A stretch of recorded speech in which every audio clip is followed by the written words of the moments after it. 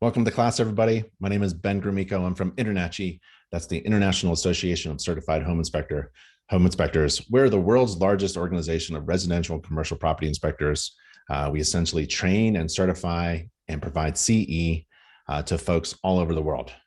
So this is a webinar, and we do free live online webinars open to everyone. And this webinar is the home inspection training class, number 40. So welcome to class. I got a few links to share, and they're at nachi.org/contact. That's where we all are. There are 28 people that work, wonderful people, good folks that work hard to help inspectors be successful. And we're all on the contact page. If you ever need any help for anything, feel free to reach out to us. It's one of the greatest resources that InterNACHI members have. You can always contact somebody on the contact page and simply ask, how can you help me? Help me join, help me become a good inspector, help me become a better inspector, help me grow my business. So feel free to use that resource. nachi.org/webinar. You must have visited that URL, nachi.org/webinar, to register for the free online webinars. We always have at least once a month. And nachi.org/podcast. That's where you can listen to recorded webinars and other information episodes while driving. Okay, so you should be able to see my screen. It says welcome to class. You should be able to see me. I can't see you. You should be able to hear me. Hopefully, I can't hear you, but feel free to ask questions. Use the Q&A feature, and it's on your screen somewhere. Just hit that button and ask a question during this live interactive training session about home inspections. And we are going to perform a home inspection on this home, right? But I can't take all 300 of you around a house. So we're going to do it online. And we're going to talk about a few things. Well, we're going to perform a home inspection, essentially, altogether, according to the home inspection standards of practice. We're going to use the standards as a guide to the inspection process. And we'll talk about that a little bit. We're going to review nearly 300 inspection images that I took. I inspected the house, and I did a few videos of the inspection as well. My clients love the videos. We're going to read the 54-page home inspection report. And along the way, let's talk about starting a home inspection business, growing your existing business, making more money. That's essentially the goal of being in business, right? Making a good living, and marketing strategies. It's really important for folks to know that you're a great inspector. And inspection checklists and report writing, that's essential. That's how you communicate your observations with your clients, and anything else you'd like. And feel free to ask questions. Maybe 2 hours. It's all up to us. Whatever we want to do, go fast, go slow. And it's free CE. So if you're an InterNACHI member, you just log in to your dashboard, scroll down, click your education records, and add 2 or maybe 3 hours if you're attending the live class. You don't get any CE by watching videos. So if you're watching this on YouTube, that's great, but attend the live class or take our free online courses. InterNACHI has over 100 free online courses, and you can take that for CE as well. For non-members, if you're attending the live webinar, feel free to join InterNACHI for free. Just go to nachi.org/free, nachi.org/free, and enter the code webinar month, one word. Just enter that code. Or if you'd like to join and pay with a 50% discount for an entire year of membership, you go to that same URL, nachi.org/free, and enter the code webinar. Can't use more than one code, so choose wisely. Again, InterNACHI, we're federally tax exempt 501c6 nonprofit trade organization headquartered in Boulder, Colorado. We have members all over the world, and that's at nachi.org. And InterNACHI School is inside InterNACHI. So you join the trade organization, you get free access to a tuition-free college, and we're accredited by the National Accrediting Agency of the U.S. Department of Education. And that's at internachi.edu, internachi.edu. You can even log in and enroll in a course and download your student ID if you wanted to. You get a college card. We're doing a webinar here, and the URL again is nachi.org/webinars, and they're free, online, live, interactive, hopefully valuable, and open to everyone. And we also have a podcast, nachi.org/podcast. And we're going to talk about websites and marketing, and you should get a new website. Make sure it's customized. Make sure it has pictures of you, videos of you and your inspection company on the homepage, and make sure it converts visitors. Make sure you have access to it, the analytics. Make sure you own it. And I like this company. Fast Site for You serves only InterNACHI members, and they're InterNACHI's official vendor for home inspector website designs. Fast Site for You. If you wanted to get more details, visit nachi.org, nachi.org/website. Okay, let's inspect this house. This is a townhouse and unit. Took me about 2.5 hours, I'd say. Again, webinar attendees may upload CE credits to their InterNACHI online account. So when you perform home inspection, well, you can't waste your client's time. You can't waste your time either. You have to be a time manager. You have to manage your time. And to do that, you have to have an inspection process in place. You can't just go to a home and start following your client's lead. And when they say, oh, what's that? And what's that? And start pointing to things here and there, it'll take you forever to do a home inspection. So what you need is an inspection process. And I do the same thing over and over every time for every inspection. First thing I do is I get there early. And I try to do the roof inspection. So I'll ring the doorbell, I'll knock on the door, and I'll introduce myself. I'm wearing my ID tag, put my tools on the front step, and then I go and I try to get up on the roof and do the roof inspection. So I show up early. I can't take my client up on the roof inspection anyways. On the roof, it's just too dangerous, right? So if I can get there early and do it before they show up, fantastic. And I do 2 inspections a day, one at 8 a.m. and one at 12. That's 4 hours in between. It takes about an hour to get to the first one. If I can get there early, great. But I'm home before 4:30, 5 o'clock. And I've made about a grand, because I'll charge about $400 for a home inspection. And then I add ancillary inspections to each home inspection. And an ancillary inspection, like a $120 radon test or a $75 termite inspection, that'll bring me up to $500-600 per inspection. And if I can do 2 a day, and I can, because I'm a time manager, I manage my time, I'm bringing a grand home every day, gross, to the company. And that was our goal as the owner of a company. Our goal was to have every home inspector make a grand.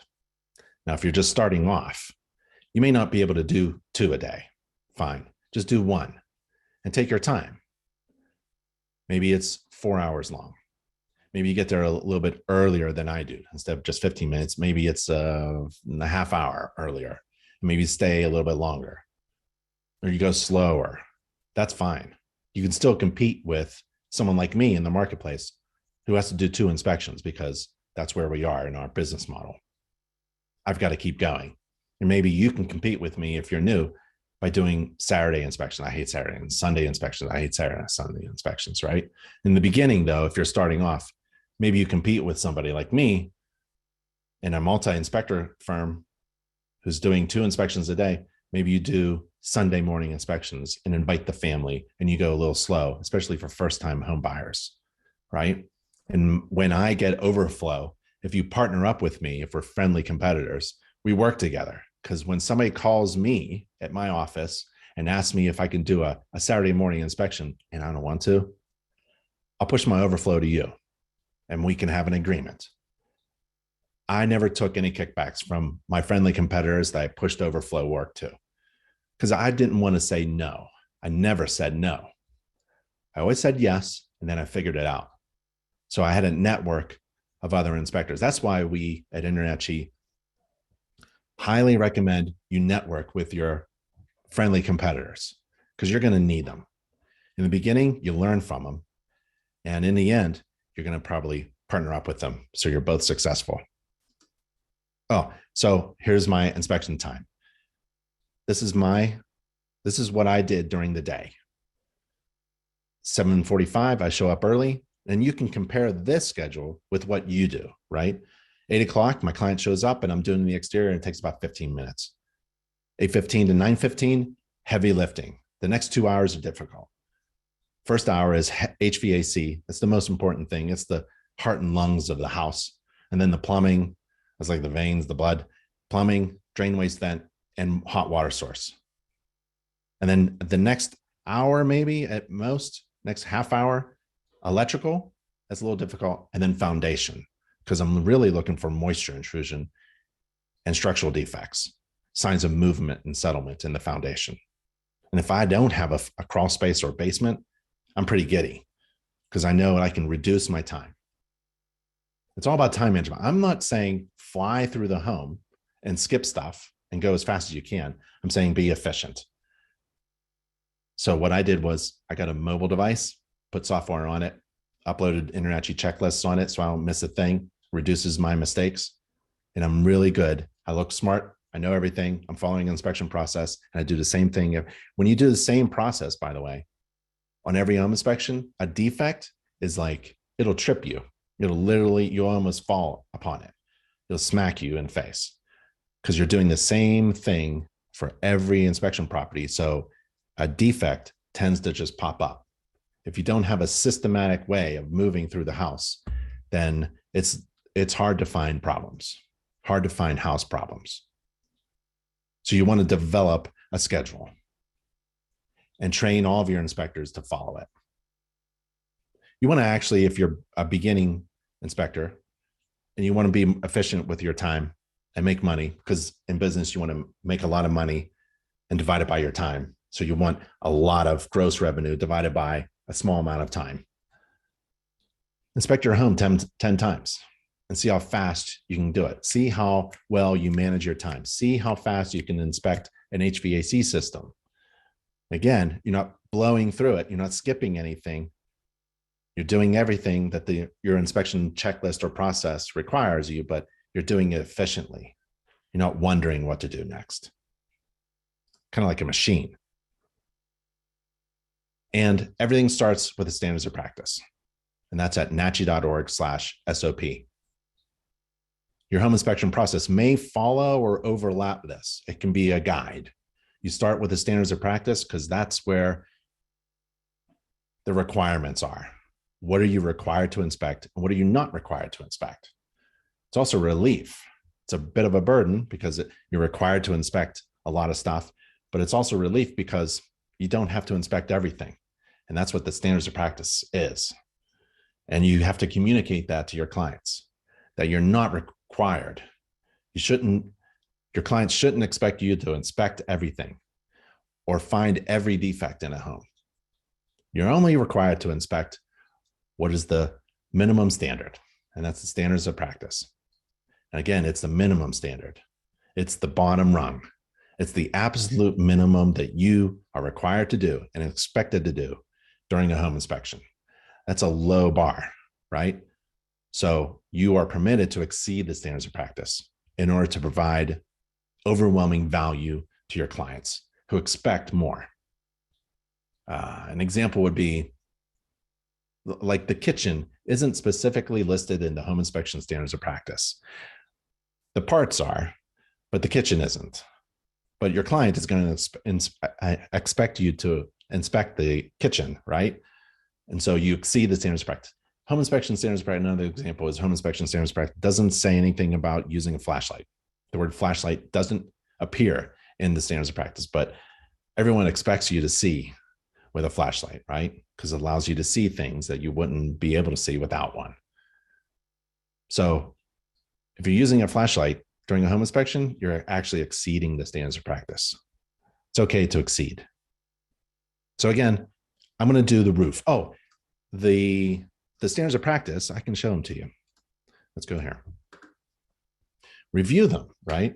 Get familiar with them. I got to drag this over here. There we go. Okay, so here's the standards of practice, nachi.org/SOP. If you scroll down, here's roof. Like, what am I required to inspect in a roof? Let's see if I can turn this on. Yeah. Well, here it tells you exactly what you're required to inspect, what you're required to describe, and what you shall report as in need of correction in your inspection report. Those three things: inspect, describe in your report, and then is there anything that needs corrected? That's what the standards of practice does for you. And then it lists all the things you're not required to do. And you can add that to your inspection report template and carry it on a mobile device. And that will help you reduce your mistakes because you know what you're required to inspect. And since the roof section is in the beginning of the standards of practice, and it just makes sense to me to get to the roof first and early, that's what my inspection process is. If we go back here, my inspection process is to show up early and do the roof without my client because I can't take them up on the roof anyways. So I go up on the roof. Okay, I know what you're thinking, right? You're not required to walk upon any roof surface. According to the home inspection standards of practice, the home inspector is not required to walk upon any roof surface, even if that roof surface is flat or relatively flat and only 10 feet off the ground. You're not required to. But my clients in my market expected me to. And before I was a home inspector, I was trained on ladder safety. We actually have a ladder safety course. InterNACHI has a ladder safety course, a great course on ladder safety. It's fantastic. You should take it if you're going to use a ladder. You're not required to. You're required to inspect the roof. And then if you can't even see it, then you should disclaim it. But you're required to inspect the roof. And there's several ways to do that. From the ground, that's fine. See a lot of things from the ground. You can use binoculars. You can use a non-conductive extendable pole with a wireless camera. You can do that.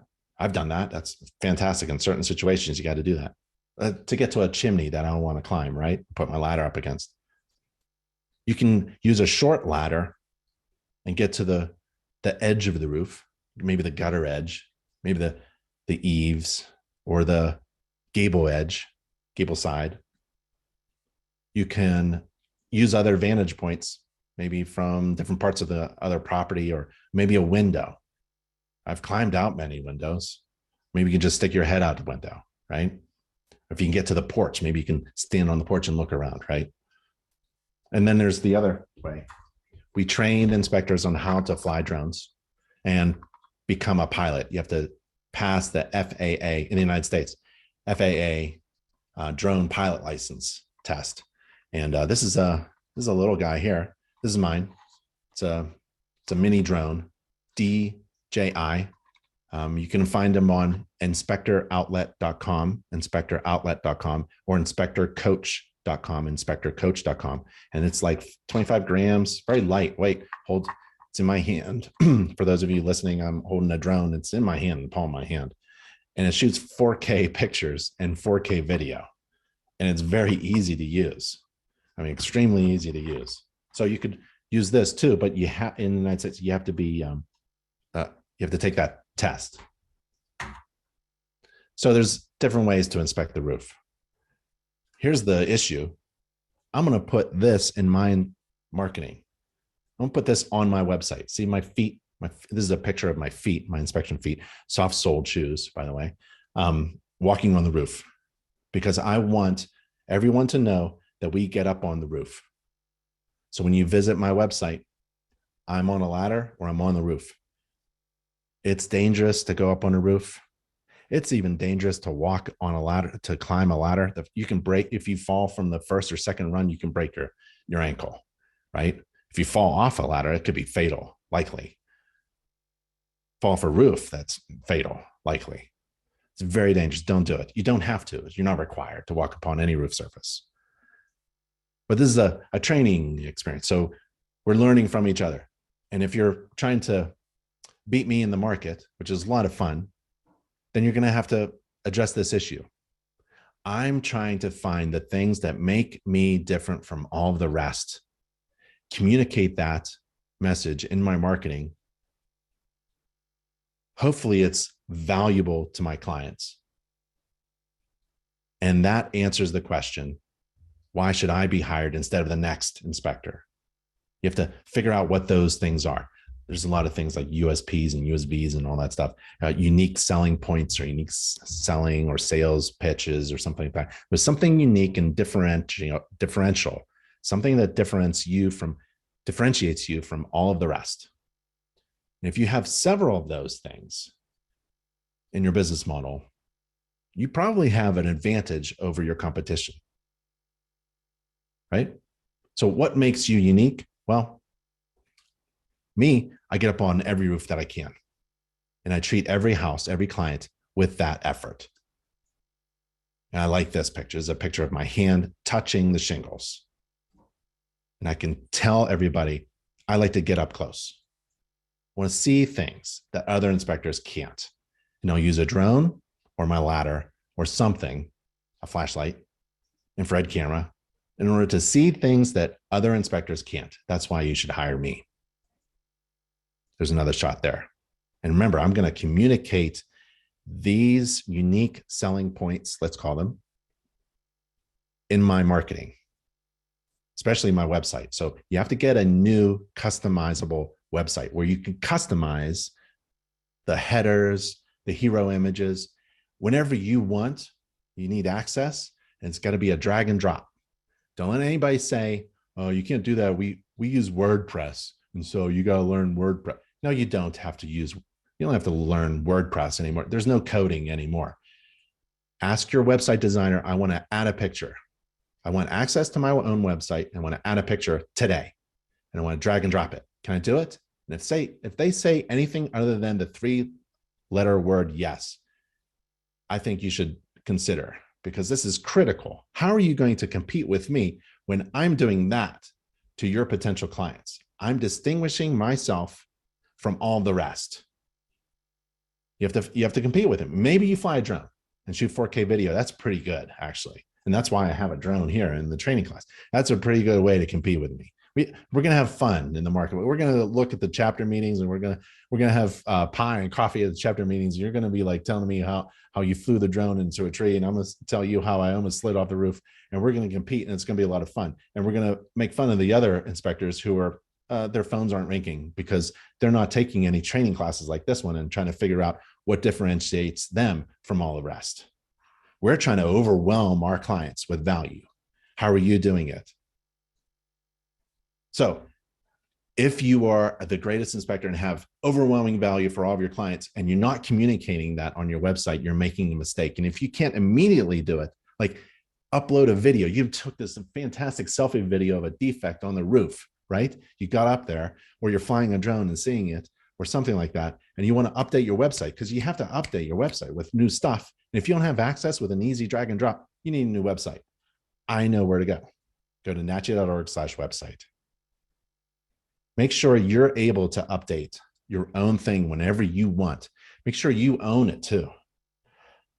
Ask your website designer if they own the domain or you. I bet you'll be surprised. Learn how to inspect a roof.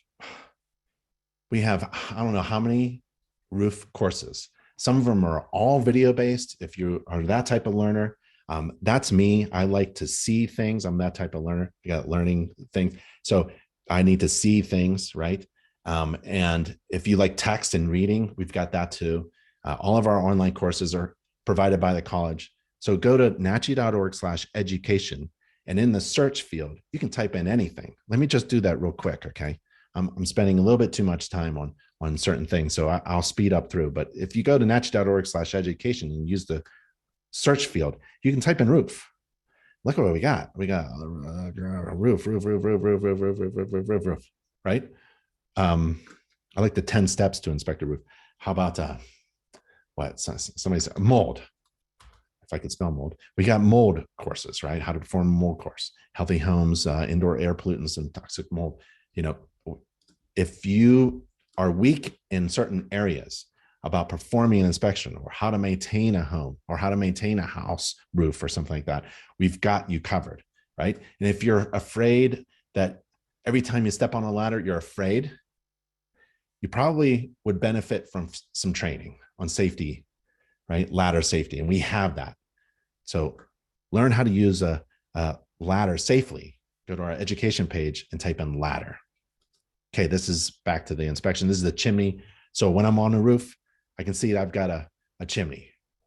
It's a wide berth. It's over 30 inches wide. I need a cricket. It's got it, but it looks brand new. I know this is not a brand new home, but something tells me that this is new. Something's going on. Why would they? This is great. This is the fireplace. No soot, no creosote. The cap, the screen, the collar, installed well. I see screws. I see sealant. This is fantastic. A brand new cap on top of the chimney. So this is a wood burning fireplace made out of brick. This is a masonry chimney. This is different from like a heating system chimney, like a hot water tank, type B vent chimney. If you see a metal coming from your from up through the roof, like don't get those two types of chimneys or vents confused. If you see a masonry chimney or fireplace chimney, you have to distinguish between the two. I haven't been inside. I really have no idea what's going on. I'm not even sure. This is a row of townhouse. I'm not even sure when the roof ends or where the roof begins, right? So I'm not yelling out a lot of things right now. If I see a problem, I'm going to keep my mouth shut until I figure out what's going on. I'm pretty sure this fireplace goes to this house. So I'm pretty confident. And I'm looking at the flashing. Love the flashing. Like a brand new, oh, and I have a video. Let's see what the video, hopefully you guys can. There's a chimney stack in front of the house with a brand new stainless steel chimney cap, which is very nice.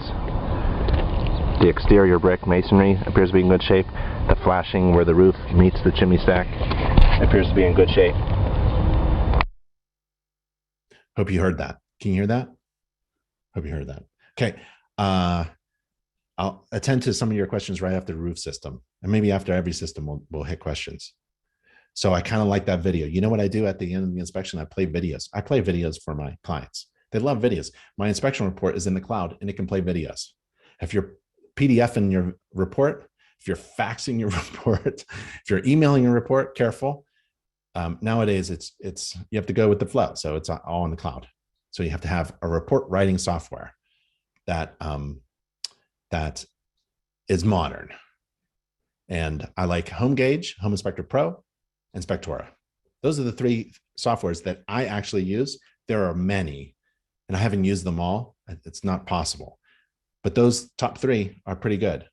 But check them out. Make sure that you can add video to your inspection report and allow your clients to easily access all the information, all the pictures, all the text, all the illustrations, and the video of the report.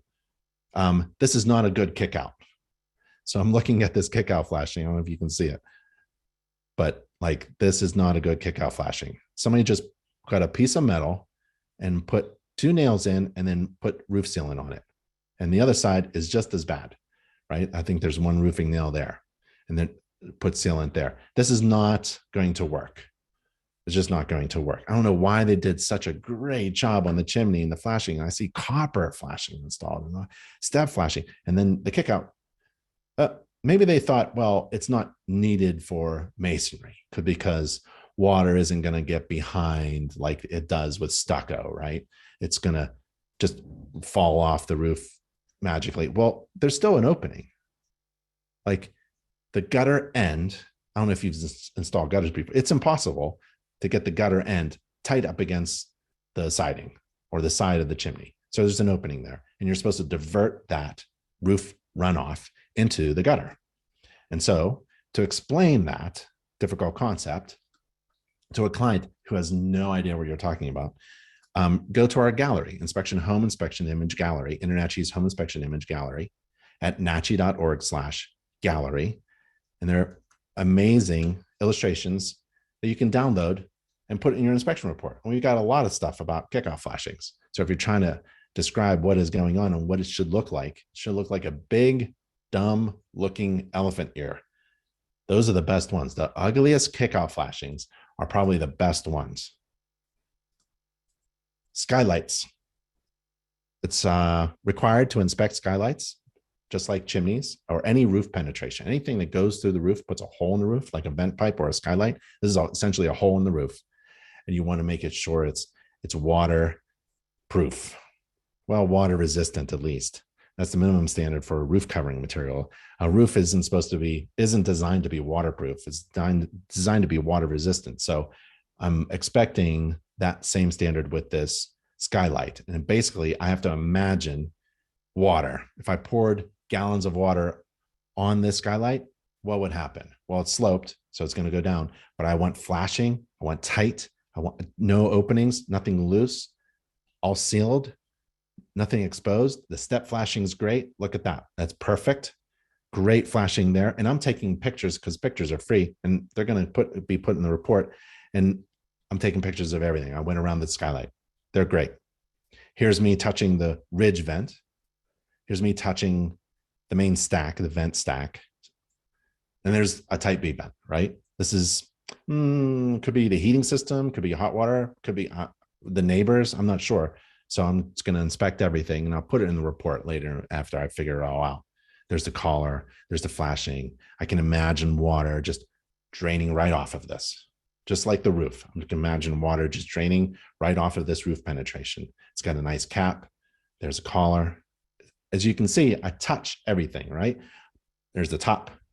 There's just below the top. There's the bottom. And there's the flashing, right? I took 4 pictures, or 5 really, right? 1, 2, 3, 4, 1, 2, 3, 4, 5. And I did a video. On the back side of the house roof, there are a couple metal chimney stacks. The pipes to be in good shape. The flashing is well sealed. That looks new because the roof has been replaced. There's another chimney stack. No damage or corrosion that I see. The flashing is good. Thanks, Peter, for telling me that, everybody, that you can hear the video. Awesome. So I take pictures of every plane of the roof, every section of the roof. Take pictures, just galore, a lot of pictures. Don't fall off. Just taking pictures of the gable edge. There's the edge there, the shingle edge, the flashing, and another video. That's the videos. The asphalt shingle roof is new. High quality shingle. The shingles are lying flat. The granular surface looks good. Plenty of life left on it. I don't see anything cracked, damaged, or missing.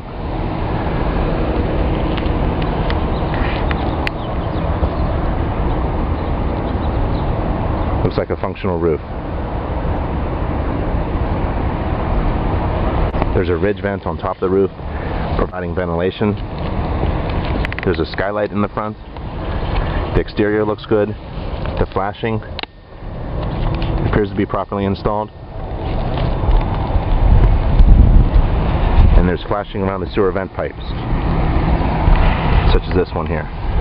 That's good. When I come down off my ladder, my client is pulling up into the driveway. I introduce myself, big smile, first impression, shake hands, haha. And then I tell them what is about to happen. I just did the roof inspection, nothing wrong with the roof. We're going to do the exterior, but if you feel like going inside and taking a look at things and taking a look at measurements and imagining what you're going to do to the kitchen and bathrooms and the paint, feel free. I'm going to keep informing you of where I am and where we are in the inspection process. And if I find anything wrong, or if I need you to see something like where's the main water shutoff valve, I'm going to come and grab you. That's basically it. And then I play the videos of the roof, and they're just, their mouths always drop. And they're like, is that my roof? And yep, that's your roof. I took some videos because you can't get up there with me, right? It's too dangerous. They're like, wow, this is great. And by the time they walk into the front door, they know that we've never met before, but they are fully convinced that they've hired the right inspector. Another flashing issue. Great copper flashing, counter flashing, but step flashing, but they just put a little kick flashing in there. It's not going to work, right? And it's up to me to decide whether I'm yelling about this. This is the deal killer, or is this a recommendation? Is it just a recommendation, right? Unless I have stucco or something's going on where I can see water penetration. I'm a little concerned about this. I don't know why it's stained in this direction. Maybe there's a good flow of water and it shoots right out because of this diverter. If there's stain marks below the gutter end, that's great evidence for me. It indicates that there's a need to correct this situation. So it's not properly installed.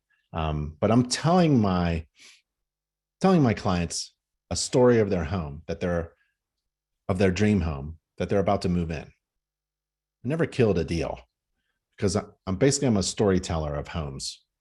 So you take me through any home and I can tell the story of it. If my client is a home buyer and they're buying their dream home, I'm going to tell the story of their dream home. And this is a thing that they have to address. And they either do it themselves or they ask the seller to do it, which is a bad idea because sellers are on their way out.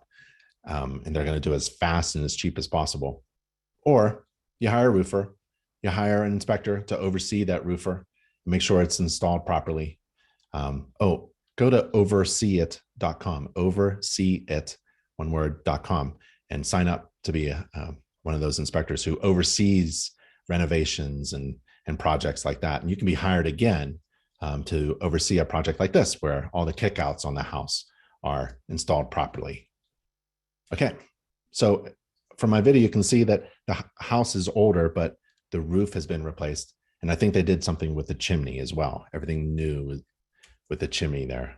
I'm impressed by how the copper roof over this little side, maybe the dining room roof, has been sealed and attached. Looks really good. Just needs to be monitored because sealant isn't permanent. And that's okay. It's part of the home maintenance responsibilities of a homeowner. Or they can hire their local home inspector to come over every year and take a look around. And there's the skylight, lower skylight. There's a video about the skylight. The shingle roof in the back with the two skylights is in the same good condition. The skylights appear to have condensation problems. Water vapor is condensing in between the two panes of glass. It's called fogged window panes. And from this area I can see a few more windows that have that same fogginess, a lost seal.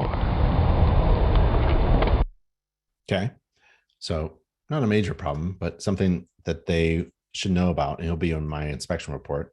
The gutters and the downspouts look good. I like that the gutter from above is draining directly into the lower gutter instead of splashing onto the new shingles. See how that was installed? This gutter here, this downspout, sorry, is coming from the upper main large roof, sloped roof, and it's not draining on this lower roof. It's being piped directly into, and there's also some screens on there, so that's nice.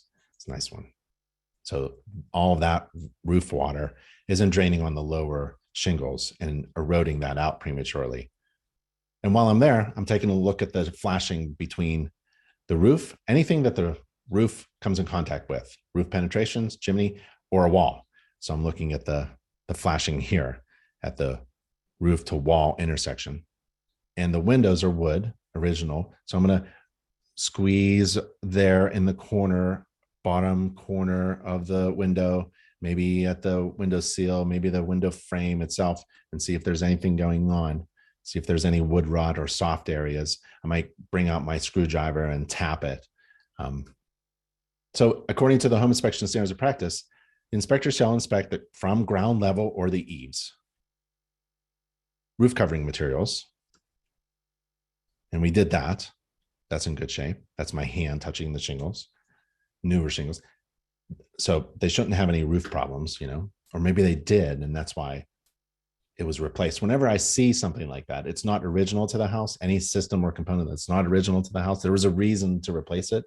And I asked my client, I don't talk directly to the owner or the occupant, I asked my client to get that information. Why was it replaced? Why was the shingle roof replaced here? Why was the chimney cap all replaced and the flashing all redone? It must have been something that triggered that, or maybe not. Maybe it didn't leak, or I don't know. So there's the gutters. I'm required to inspect the gutters and the downspouts. There's the downspout there, and the downspout underground drainage pipe. I'm not required to inspect underground drainage systems. And that seems to have been something new because there's dirt there, right? Maybe they cleaned this up, or buried it, or it was just discharging on the grass and they went underneath. So maybe I'll find the termination point for it. I'm not going to test it with water or anything. I'm also required to inspect the vents. So I have a ridge vent and I have a soffit vent from underneath. I can see that. And flashing, like roof to wall intersection flashing with the step flashing and the counter flashing with the siding and the header here and the apron flashing and all kinds of flashing around the skylights and where the copper roof meets the brick. That's all good. And skylights. I'm required to inspect the skylights. Don't like to see silicone. Not sure what is going on there. So I'll take a look on the inside. Skylights, I even say this in my inspection report, skylights are just prone to be leaking. I mean, I don't know. I think skylights leak a lot. I don't know what your experience is, but they're just not built right. They haven't figured it out quite right. So skylights leak. And that's why you see some white silicone up here. Someone's trying to stop something from leaking. Chimney, required to inspect the chimney. So everything looks great except for the kick out flashing and other roof penetrations. That's anything that goes through the roof like that, vent pipe. I inspect those. And then the general structure from the roof from readily accessible panels, doors, or stairs. And this is an inspection image of the attic space. And this happens in about an hour or two from the roof inspection. So the inspection of the underside of the roof and the roof structure, like the trusses here, actually comes later in the inspection process. According to home inspection standards of practice, the inspectors shall describe the type of roof covering materials. That's pretty easy, asphalt shingles. And the inspector shall report as in need of correction any observed indications of active roof leaks. And that's kind of like a tricky issue for some inspectors. What happens if you see a watermark and it's dry? I consider it an active roof leak until somebody can say, well, it leaked before and then we fixed that leak. Okay, that's really good information that should have been provided in the seller's disclosure. Why wasn't it painted? Why wasn't the drywall painted? Should easily paint something like that, right? Why leave a bunch of watermarks that indicated a prior roof leak before the roof was repaired properly? I don't know. So these questions are really good for your client. And that is the roof system. So I inspected the roof system. It takes about 15 minutes, take a lot of pictures, a lot of video. And then before I get down on the ground, I have inspected the roof. I've taken pictures, taken video. I've written my inspection report because I'm carrying report software on a mobile device on my phone. And before I step down, I'm done, right? I'm done with that section. Now, it all depends on how you look at it, but there's like 9 or 12 sections, systems of an inspection. And I'm done with one of them. So I'm feeling really good, right? We found a couple of things like the kickout flashing and the skylight thing, right? Everything else is doing great. So now the exterior is another 15 minutes. It's not much more than that, really.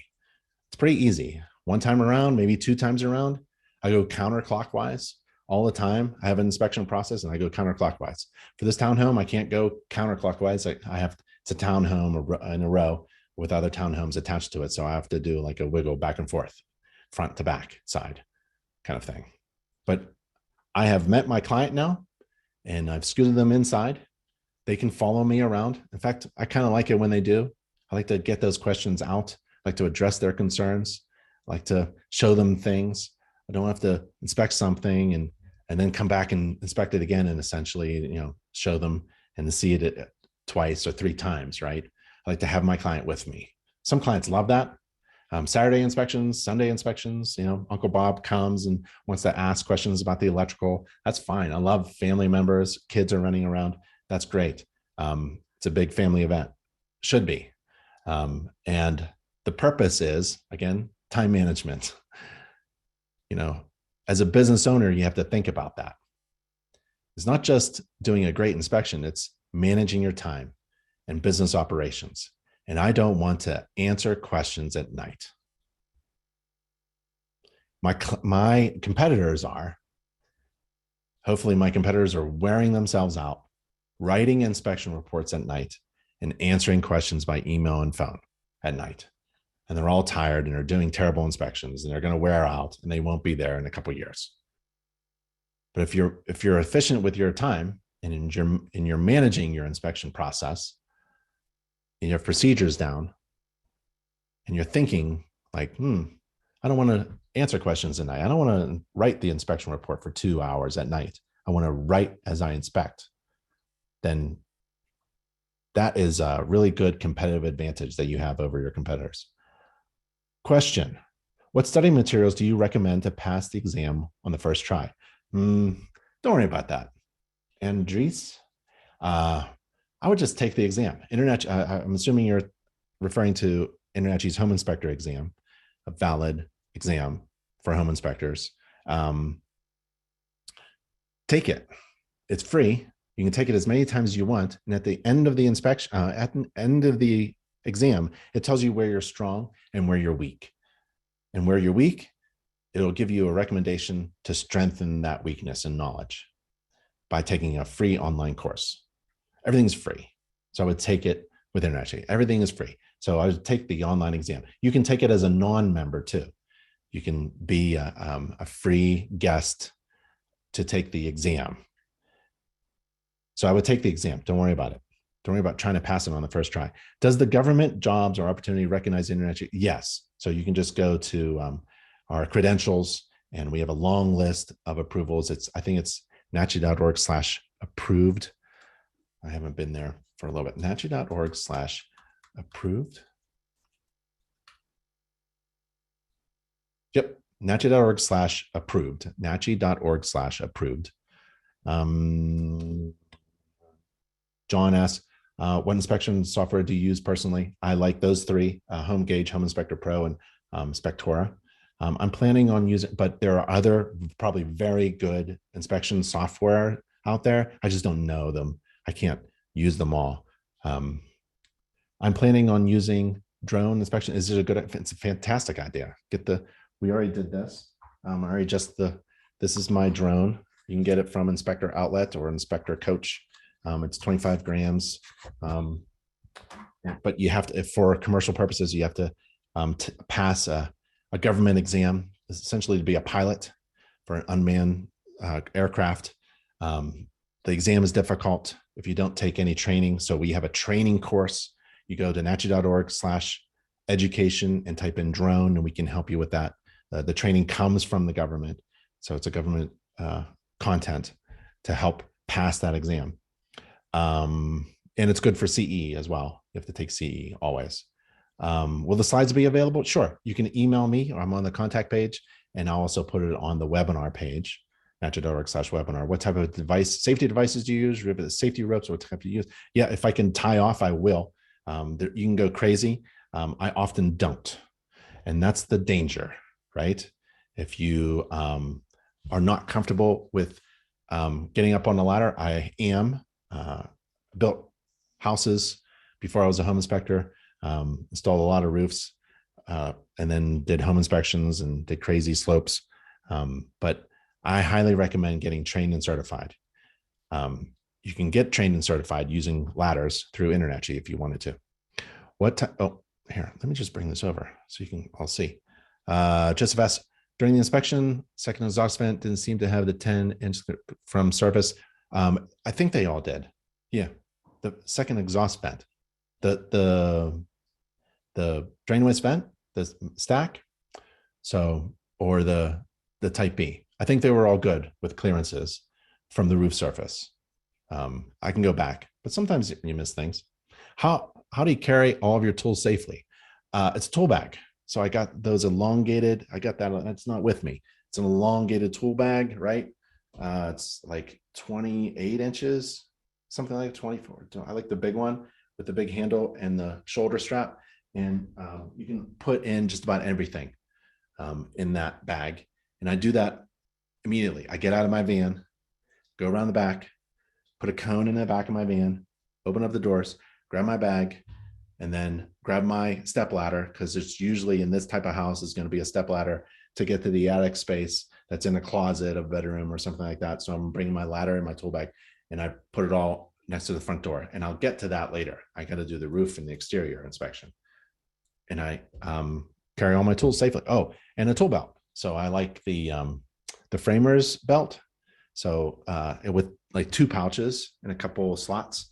So it's a contractor's belt, or a roof framer's belt, 2 pouches, 2 different kinds of nails if you wanted to, and a hammer holder, which is could be for your flashlight. I like the police holder. You just Google police flashlight holder, stick it in there, and you got to get a lumens flashlight, a really high end a lumens flashlight. That could be a couple $100 for a really good flashlight. And that's how I carry everything: tool belt, tool bag, and my hands. How do you carry tools safely? And then if you're doing a ladder, you got to hop that ladder around, and that you got to watch your shoulders. So you got to work out. Do you review the seller's disclosure before the inspection? No, not before the inspection. Sometimes if I see it on the kitchen counter, I'll take digital snaps of it. If you take the online exam and pass a low score, then you take it again and get a lower score, and on passing will it go to the most recent score. Anonymous attendee. Talking about the InterNACHI exam, you can take it as many times as you want. It's all confidential, so you can fail it. And then there isn't a most recent anything with exams. If you pass it with a 85 and you want to get a 90, and you pass it with a 90, you have those two scores, and you actually have that evidence that you passed the exam with those two scores on those 2 dates. So it's up to you to share whatever you want, or pat yourself on the back for doing better the second time. Nobody knows. Nobody has access to that. You only share what you want to share, right? You could fail it 50 times and pass it 50 times with 50 different scores, and it's up to you to share. No one has access to that. It's all confidential. Hope that helps. How do you manage to do an exterior inspection? Oh, and it's free and online. You don't have to wait to take it again. How do you manage to do an exterior inspection, take photos, and write a report in 15 minutes? Practice. Practice. After 5,000 inspections, you get really good. So you have to practice. You have to put in your hours. If you haven't inspected your home 10 times, that's a mistake. People are going to see that you're just fumbling around and taking too long to do it.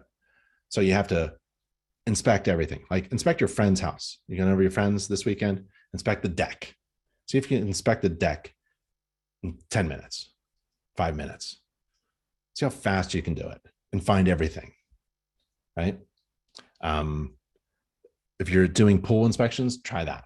Do it. I would just inspect your bathroom 10 times. Inspect the bath. See how fast you can do a kitchen inspection.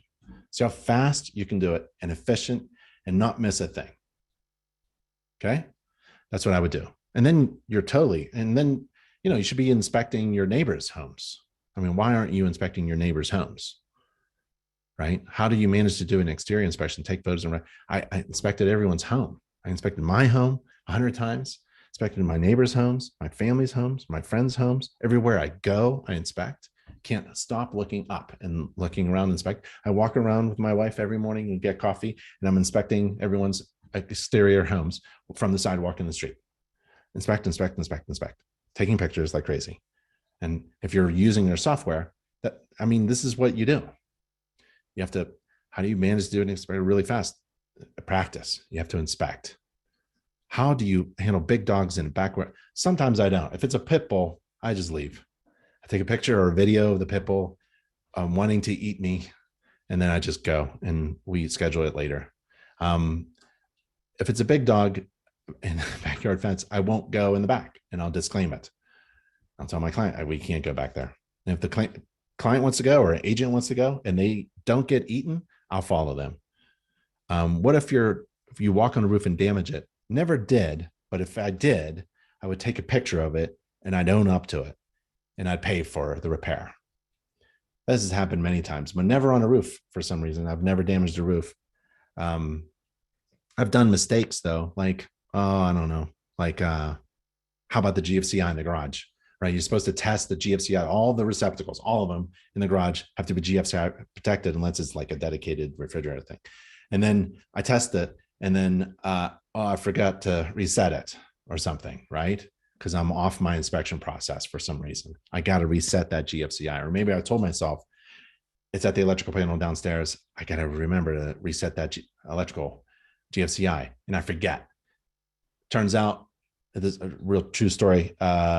Refrigerator filled with cooled wine went warm, so we went back, paid for all the wine, and brought flowers, and everyone was okay. So I paid for it. I owned up to it, But guess what? Because you're a owner of a home inspection business, you got to think creatively. So when you make a mistake and you make everybody whole, you then communicate that to all parties, right?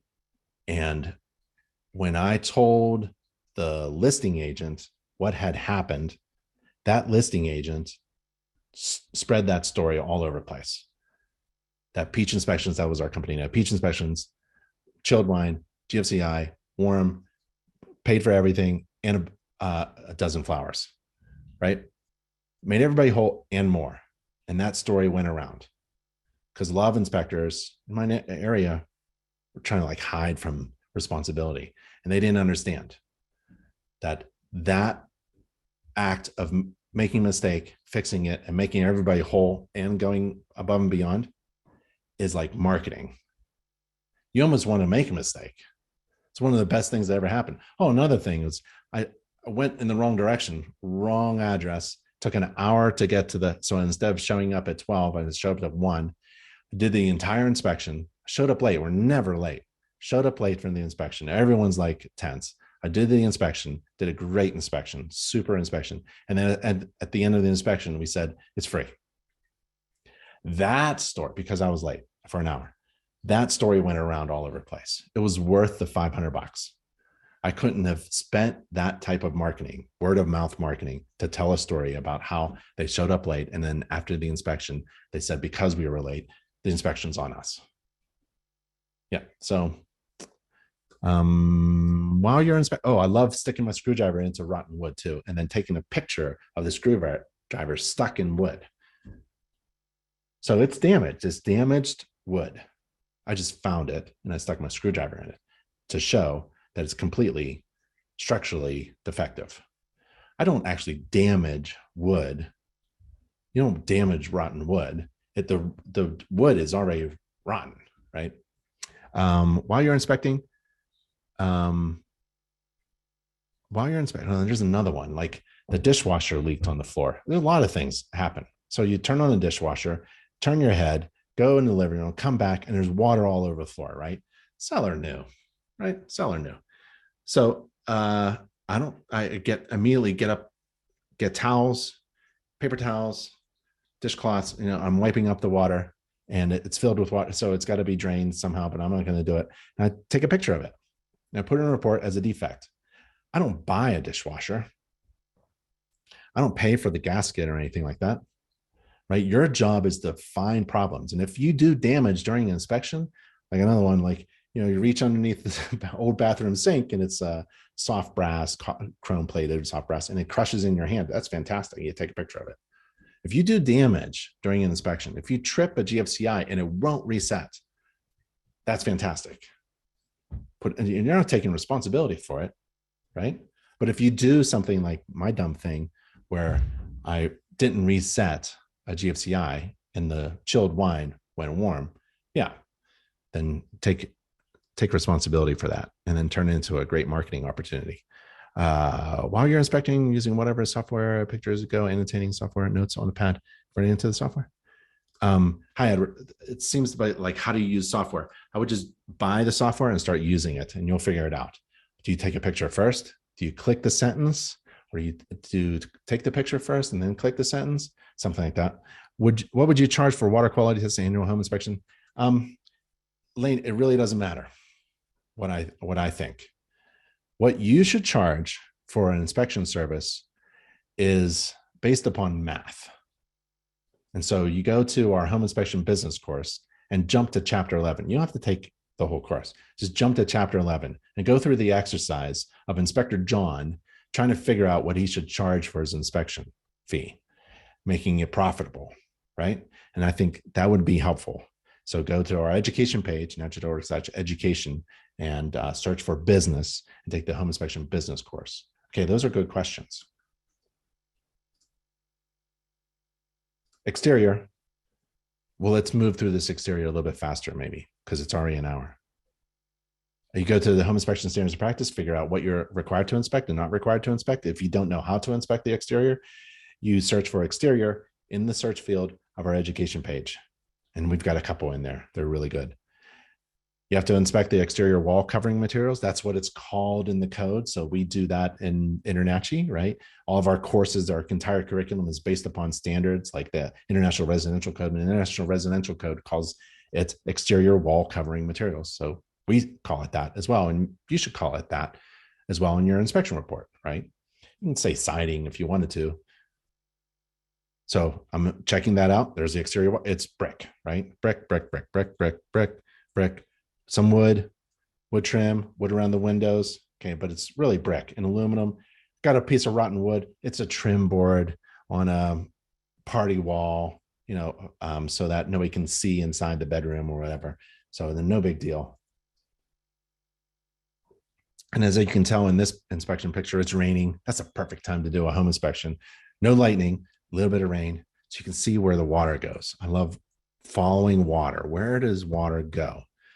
And if you wanted to see what the standards are for siding, exterior wall covering materials, it's in the codes. And the International Residential Code, the International Code Council has done something fantastic. They put their code publicly online. So you can click this button here and you can see. And InterNACHI uses the code as the foundation for, as a reference, I would say, as a reference, the main reference to all of our curriculum. And chapter 7 of the code talks about wall covering. And then they reference exterior wall covering and all the materials there. It also includes vapor retarders and wind resistance and other retarders and exterior wall covering and water resistant barrier. So that's the terminology. And there's a standard too about how exterior wall covering materials should be installed, right? And if we understand this standard, then we can apply that to our inspection process and our observations. And when we talk about siding or eaves, soffit, and fascia, that's in the code as well. And we're all on the same page with our terminology as well. Terminology is important. A representative number of windows. You're not required to inspect all of the windows from the exterior.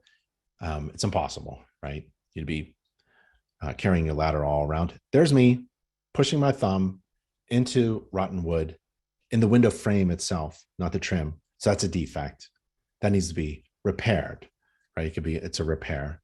You probably need a contractor. Maybe the home owner can do it yourself. So it's between a minor and major repair. And that's me with the skylights, right? And you have to inspect all this exterior doors. So all the exterior, like the garage door. And when I inspect a door, it's like a window. I go top right, top left, top right, bottom left, bottom right, right? And I do those corners, the heading, the bottom. And then at the bottom, like this garage door, I'm looking at the bottom left, the center, and the bottom right, looking for wood rot. Look, there's the front door. I'm looking at the treads, the risers, the treads, the landing, the width, any defects in the settlement, the slope, right? And I see a little settlement crack. That's no big deal. It doesn't go any higher than that. Some mortar joints in a crack right through. I think it's a settlement of something going on with the metal that holds the iron, that holds up the brick veneer above it. There's some weight on it. I put my eye on the edge of things in order to see if it's deflecting, sagging down. If it isn't, then I'm going to let it go. It's a call, really. And then there's the door on the outside going to the exterior door, outside patio in the rear, top left, top right, bottom left, bottom right. And I find wood rot. So there's a good shot of wood rot right there. So that needs to be repaired. It's a trim board. I'm not jumping up and down. It's a minor thing. The story of the house is great so far. Roof is great. Exterior brick. I love exterior brick. It lasts forever, right? And there's some code that comes with like this picture right here is of the tread of the rear door that has wood rot on the left, bottom left, to the patio. And there's like some code that you can think, like, because I'm a little concerned that how low this step is. It's really nice, but what happens when like water lands here and splashes, right? This is like a 2-inch riser, which is fine, right? It's fine. You can't have like really tall risers, right? Like there's like a minimum here of like 2 inches. Like it's okay. You know, maybe it's it's a trip hazard, maybe it's not. It all depends. There's actually code about these things, right? The exterior landing at an egress door, that's what we're talking about, can be at most 7¾ inches. So there's a limit to the height, there's not a minimum, right? Below the top of the threshold.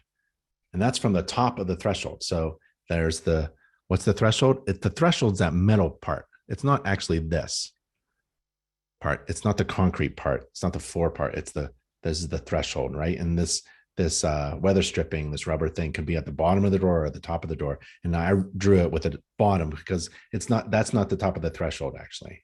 So it's this, and it's the maximum of 7¾ inches. So we're okay here, right? There's the threshold, maximum 7¾ inches, but it could be whatever minimum, right? And this really should have been pulled out, I think. I don't like wood up against the masonry where I don't know if this is draining, but that's just an observation as a home inspector trying to figure things out where water is, because home inspectors are not code inspectors. Home inspections are not code inspections, but everything home inspectors look at are related to code, building standards, best practices, building science, safety features. So knowing a little bit about those topics, I think helped me be a better home inspector. So if you want to learn some code in order to be better at your job, we have a free online property maintenance and housing code inspector course. You can become ICC code certified. I'm a code certified inspector in this by taking this course that helped me prepare to take the ICC exam. So ICC certifies them, will certify the code inspector. I think it's a great course. Go to nachi.org, education page, search for code, take the course. It's a really good course. I like it. According to home inspection standards of practice, I need to inspect the flashing and trim. I did that. Adjacent walkways and driveways. Yep, I did that. There's the walkways, there's the driveways. Driveway looks great, asphalt. Stairs, steps, stoops, stairways, and ramps. Yep. Porches, patios, decks, and balconies and carports. Railings, guardrails, and handrails. We don't have any. Vegetation, surface drainage, retaining walls, and grading of the property where it may adversely affect the structure. And I did that. Took a look around. Remember that underground drainage pipe, and everything sloped away. There's a swale on the side of the house. This is great. Great. I don't expect to see any problems in the basement, but it turns out I don't have a basement. It's a slab on grade house, which is cool. According to home inspection standards of practice, the inspector shall describe the type of the exterior wall covering materials. Done it. Remember, we were required to inspect it, and then we have to describe it and then report upon any problems, right? But you can inspect other systems and components too while you're out there, of course, like the electrical could be outside. That's a system that really appears later in my inspection process or inspection report. But I'll inspect them all. I'll juggle the air conditioning unit on the outside, and I'll wait to comment upon it or put it in the. Let's see. I'm required to inspect a bunch of systems, and some of those systems overlap, right? But my inspection process has to be smooth. So I'm not going in and out of the house because, I have to do the air conditioning. And so I go from the attic to the air conditioning. I'm just inspecting everything on the exterior, and then I'm able to easily enter things like the electrical meter in the electrical section of my report because I'm using a mobile device to write my report as I inspect. So it's easy. I just go from exterior to, for example, electrical, and I type in my comments, take pictures in the electrical, and I pop back out and I'm back into the exterior. That's the beauty of using mobile software. GFCIs, part of the electrical system, could be a part of the electrical part of your inspection report, or it could be a part of the exterior report. Outside hose bibs. Hose bibs are kind of, I don't know why they call them bibs, B-I-B-B, but this is a hose bib, and bibs that are subject to freezing temperatures. So this is in a cold climate, so it's subject to freezing. Including frost-proof hose bibs, they should have their stem extended through the building insulation into an open, heated, or semi-conditioned space. There should also be an accessible shutoff valve installed on the water supply pipe that leads to the hose bib. And this one is not a frost-free hose bib, and it really should be. No big deal. There's an illustration. You can find this illustration in the gallery. I already showed you where you can find the kickout flashing, same gallery. And there's an illustration to describe to your client what it should kind of look like. If you're doing other inspections, like you run into a pool, or maybe the exterior wall covering materials is stucco, and you want to be trained in certified in inspecting stucco, we have over 60 additional types of inspection certifications. You get the home inspection certification from InterNACHI, but we have over 60 other types of inspector certifications. Why? Well, remember in the beginning of the class where I talked about making money, $1,000 a day? You do that by adding, one of the best ways that increase gross revenue is to add ancillary inspections to your inspection service and bundle them. So when I do a home inspection, my office manager is trying to bundle other inspection services. And sometimes my clients don't even realize, they're not even aware that they can do that, that we can do other things like we can do a home inspection and a radon test and a pool inspection and put them all together, right? People love bundling things, product services, like a big happy meal of inspection services, right? And you discount the total price. So you can go to nachi.org/certification and get trained and certified in additional inspection services. And that's a great way to make more money. Heating system is next. Questions? We do. Do you measure the lintel sagging over the garage door and said no? To be clear, when you say, I don't measure anything. If it's sagging and I see it, I'll put it in the report. If it's like a major defect, for sure. Like if there's a major structural movement, signs of settlement and movement, I'll put it in my inspection report as a major defect that needs a structural engineer, for sure. But let's say I don't see it.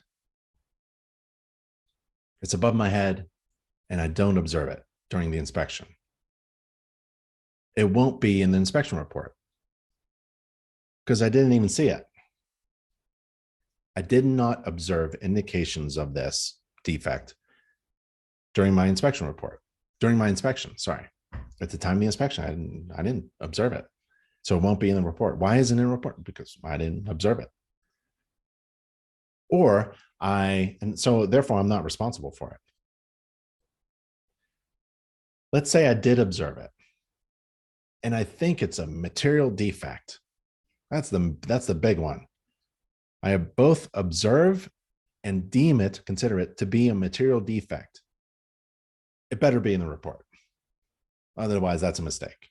And I'm responsible for that. I'm not responsible for like things I don't see. And I'm not responsible for defects that I don't think are material either. If I look at something, I see that thing, and I don't think it's a material defect, it's not going to be in a report either.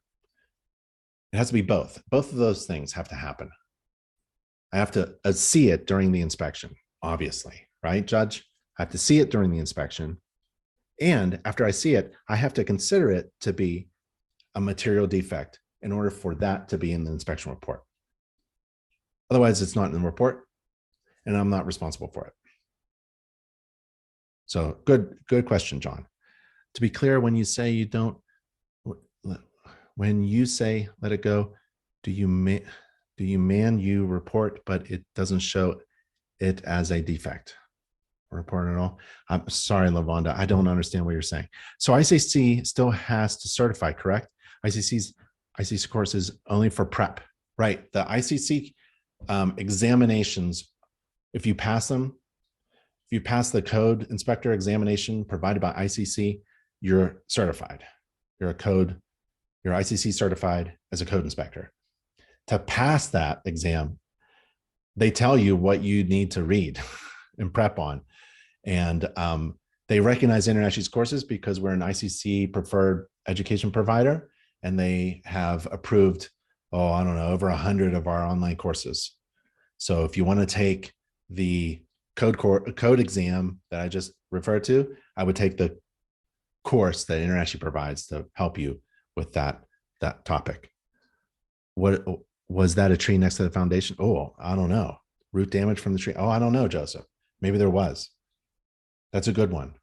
You're not required to inspect trees, but if you do, and you think it's, too close, you can add that to the report, because we have illustrations that show how roots push up against foundations. If you see an indication that's possibly related to that tree growth, that's really good, putting those two together. If you see a tree and it's not causing any observable indications of structural problems, there's a bit of a story there that you have to tell, that, not sure if it's causing problems. But if it was actually causing problems, and you saw the indications of the structural problems that could be related to that tree that's too close to the foundation, now you've got a good story to tell. And it should be in the report. I would put it in the report if I saw that. Let's see. So we're going to heating. According to home inspection standards of practice, we are required to inspect the heating system using normal operating controls, and that means thermostat. There's the heating system there. I see the vent pipe coming up, mid efficiency. There's the gas supply line, shut-off valve, drip, air conditioner unit. It's on the bottom. Heating system's on top. Air conditioning is on bottom. Oh, it's a downflow. So this is going downwards. For me, it's like flipped upside down, because usually for me, things are going up. This is a downflow. So it's pushing air down. It comes up from here. Must be like underground ductwork or something, because there's no crawl space. And then it goes down. It gets heated, air conditioned, gets conditioned, and then goes down. So if I can see some floor registers, open them up, see what's in there, maybe stick my camera down there, take a picture with a flash on. Maybe there's problems, maybe there's not. I don't know. I can't observe it, right? If I can't observe it, I'm not responsible for it. I can't see it. I don't know what I'm supposed to do, but here's a normal operating control. I like to turn that off. I don't touch those. I like to turn off the service switch on and off. When I'm inspecting the heating system and the air conditioning system, I don't turn gas valves, right? You really shouldn't, because if you cause a leak, then that's a major problem. And there's the flue pipe going up. I'm okay with the clearance. It's ductwork. There's the air filter. There's the air filter there. On the return side, right direction, clean. They knew we were coming. There's the air conditioning. That's the refrigerant line. I don't know where it goes. It's going in the floor. It's kind of odd. There's the other refrigerant line. Wish I could see those going in conduit. I really can't. You can see, I don't know what is going on there, but I would love to just see, PVC 4-inch pipe or 3-inch pipe. Everything's going through there or something like that, just for protection. But I'm not responsible for anything. I like to take a look at the service sticker. If it hasn't been serviced and cleaned in the year, I put that in the report as a recommendation. I always do that.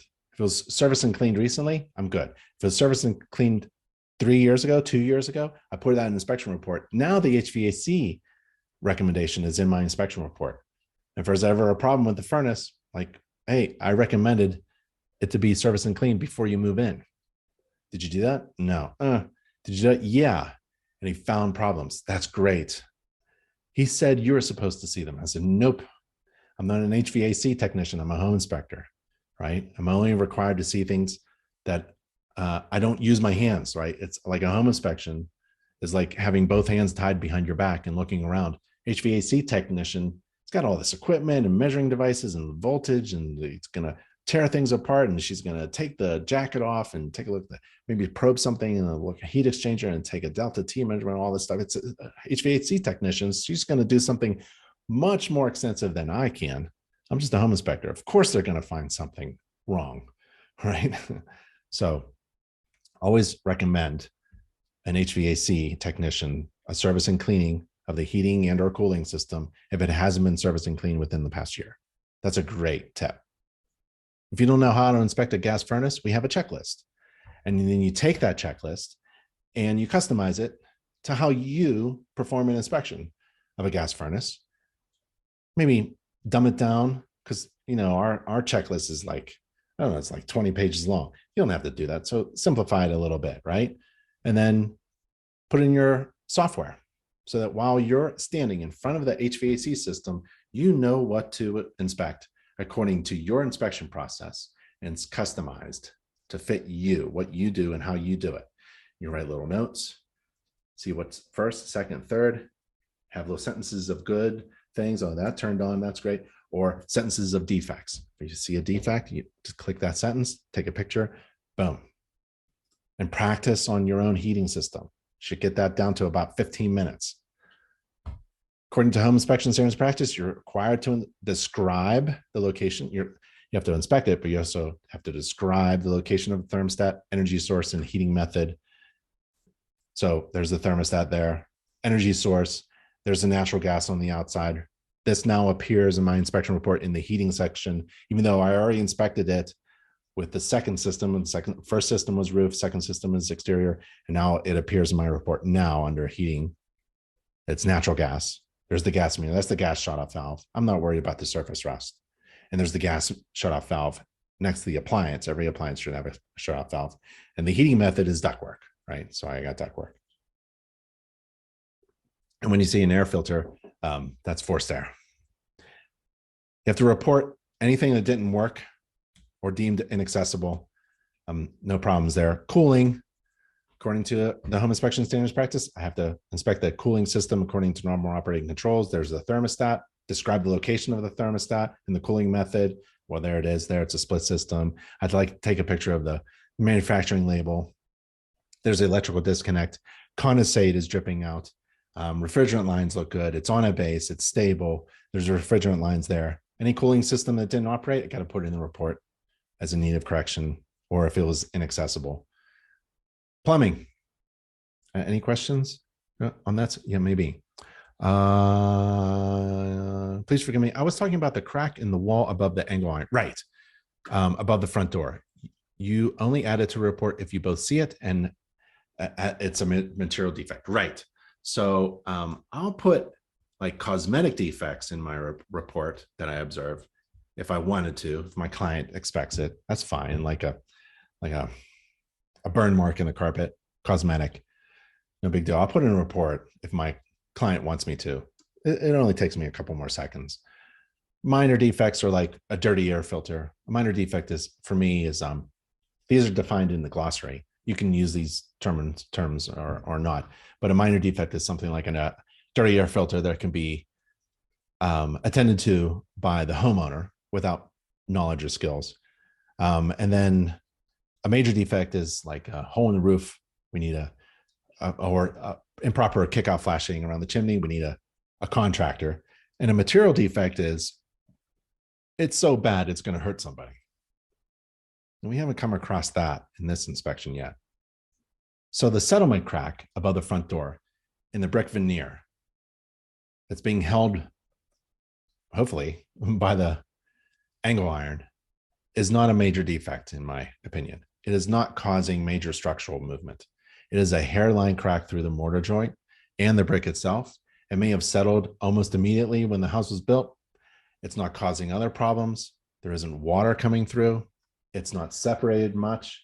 It's not displaced. It's not open in one end and closed in the other. There isn't movement in and out. Nothing loose. I'll put in a report. If my client is with me, I'll tell them about it because they'll probably ask me, did you see the crack above the? So I'll tell them, I'll put in a report. It's something to monitor. Right? Good question, Levon. I'm glad we got that all cleared up. Sorry, I didn't understand the first question. Jason, why can't I see those chats? Not sure. Can you see my screen? You should be able to see screens of, if you can see pictures or something. Oh, maybe the Q&A chat isn't showing up in the webinar thing. Well, I'm looking at everyone's questions and I'm going through the list. Let's see. So if you can't see them, that's okay.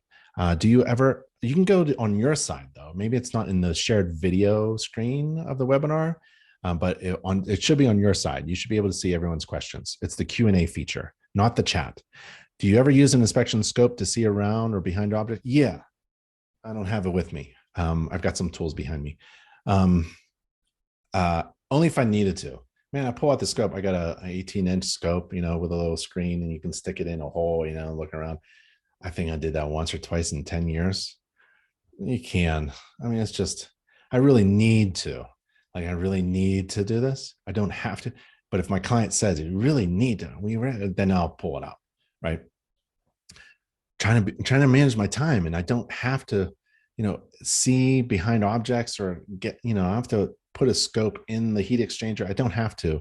So I'm not going to. What is the lowest outside? You have to manage your time. I mean, I love inspecting homes. I could spend an entire week inspecting one home, but that's not what a home inspection service is. It's tough to say no. Like, it's tough to limit yourself. It's so much fun inspecting a house. I can go on forever, right? But what is the lowest outside temperature you would test? You don't have to worry about that anymore. Master HVAC technicians and manufacturers have all said, like, don't have to worry about that. But I'm old school. If it's cold outside, I ain't turning the air conditioner on. You don't have to worry about that nowadays. So it's okay. But I just don't. In cold climates, I just don't turn on the air conditioner. They say it's okay. I'll see in another 10 years. Do you operate AC? Oh, same thing. Charles and Lane, say it again. Jason, yes, that's what I couldn't see. Okay. It's because you only presented. I can only see the questions. Okay. When recommending further evaluations by a licensed specialist, instead of recommending the wrong type of contractor. When recommending further evaluation by a licensed specialist, instead of recommending the wrong type of contractor. Example, garbage disposal not working and recommend a plumber, but you need an electrician. Well, that's why I don't actually say, if it's a roof problem, I'm confident in saying you need a roofer. If it's a plumbing problem, but if it's like you said, there's a couple examples where you're not too sure, just say professional contractor. And if they license that person in the state and about the licensing requirement, that's great. But if I don't use the word licensed, just professional contractor to fix this. In my experience, at the end of the inspection, when I print out or share electronically the summary of the inspection report, which is the highlights, the major defects only in the summary, the real estate agent already knows who's going to fix this. So there's that as well. Like, most real estate agents for my clients already know. That's why they only want to see the summary. They don't want to read the report. They want to get to the next step. We have different goals, home inspectors and real estate agents. I'm there to educate and tell the story of the home. They're there to get to the closing. And that's okay, as long as we both understand what's going on. And so they're going to have a contractor who's going to go through, and they're qualified to inspect, qualified to fix whatever I put in the inspection report. Maybe it's one person that can do everything, right? Doesn't matter if it's a garbage disposal that's related to plumbing and electrical, they're going to handle it anyways. Okay. I really don't care. As long as I put in the report what I observe, what that observation means. Is it no big deal? Is it serious with the consequences, right? And then a recommendation to get a qualified contractor to fix it. Or as a homeowner, you can replace the dirty air filter or monitor it, right? Because it could turn into a worse situation. So it's those things, right? You have to write your observation, tell the person what that means and the consequences, right?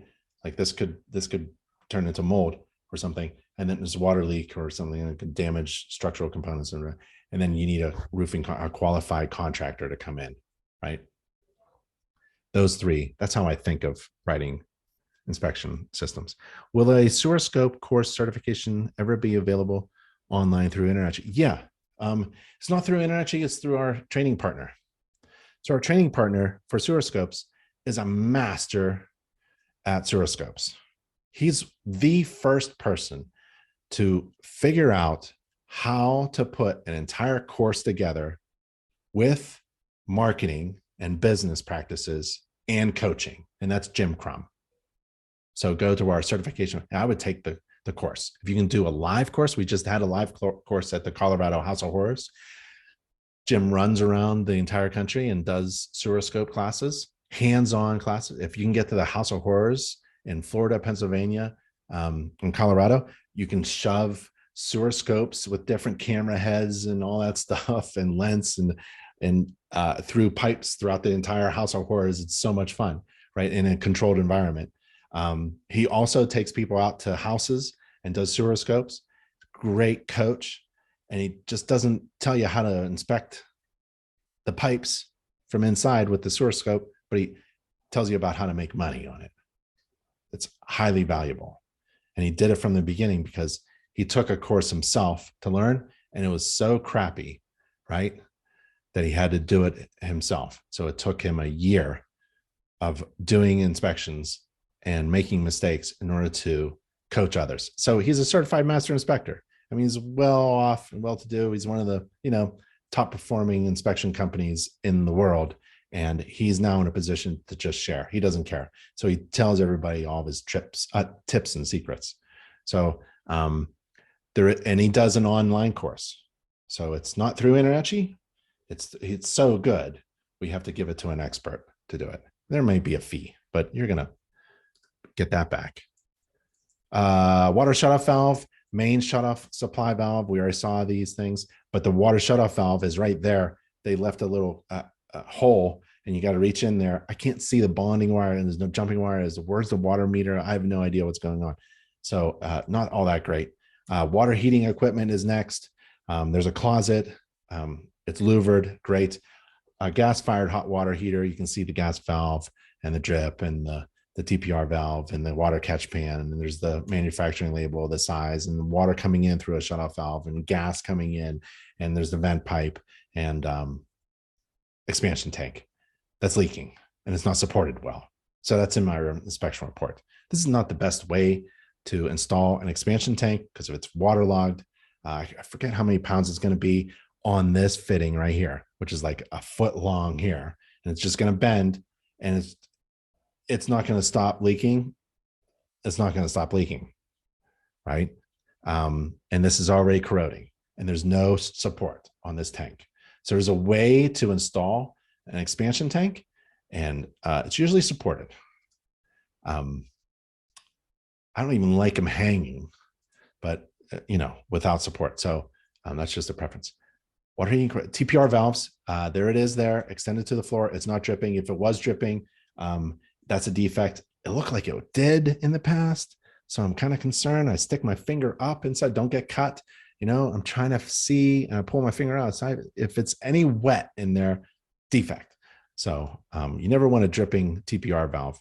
Interior water supply and all fixtures by running the faucets.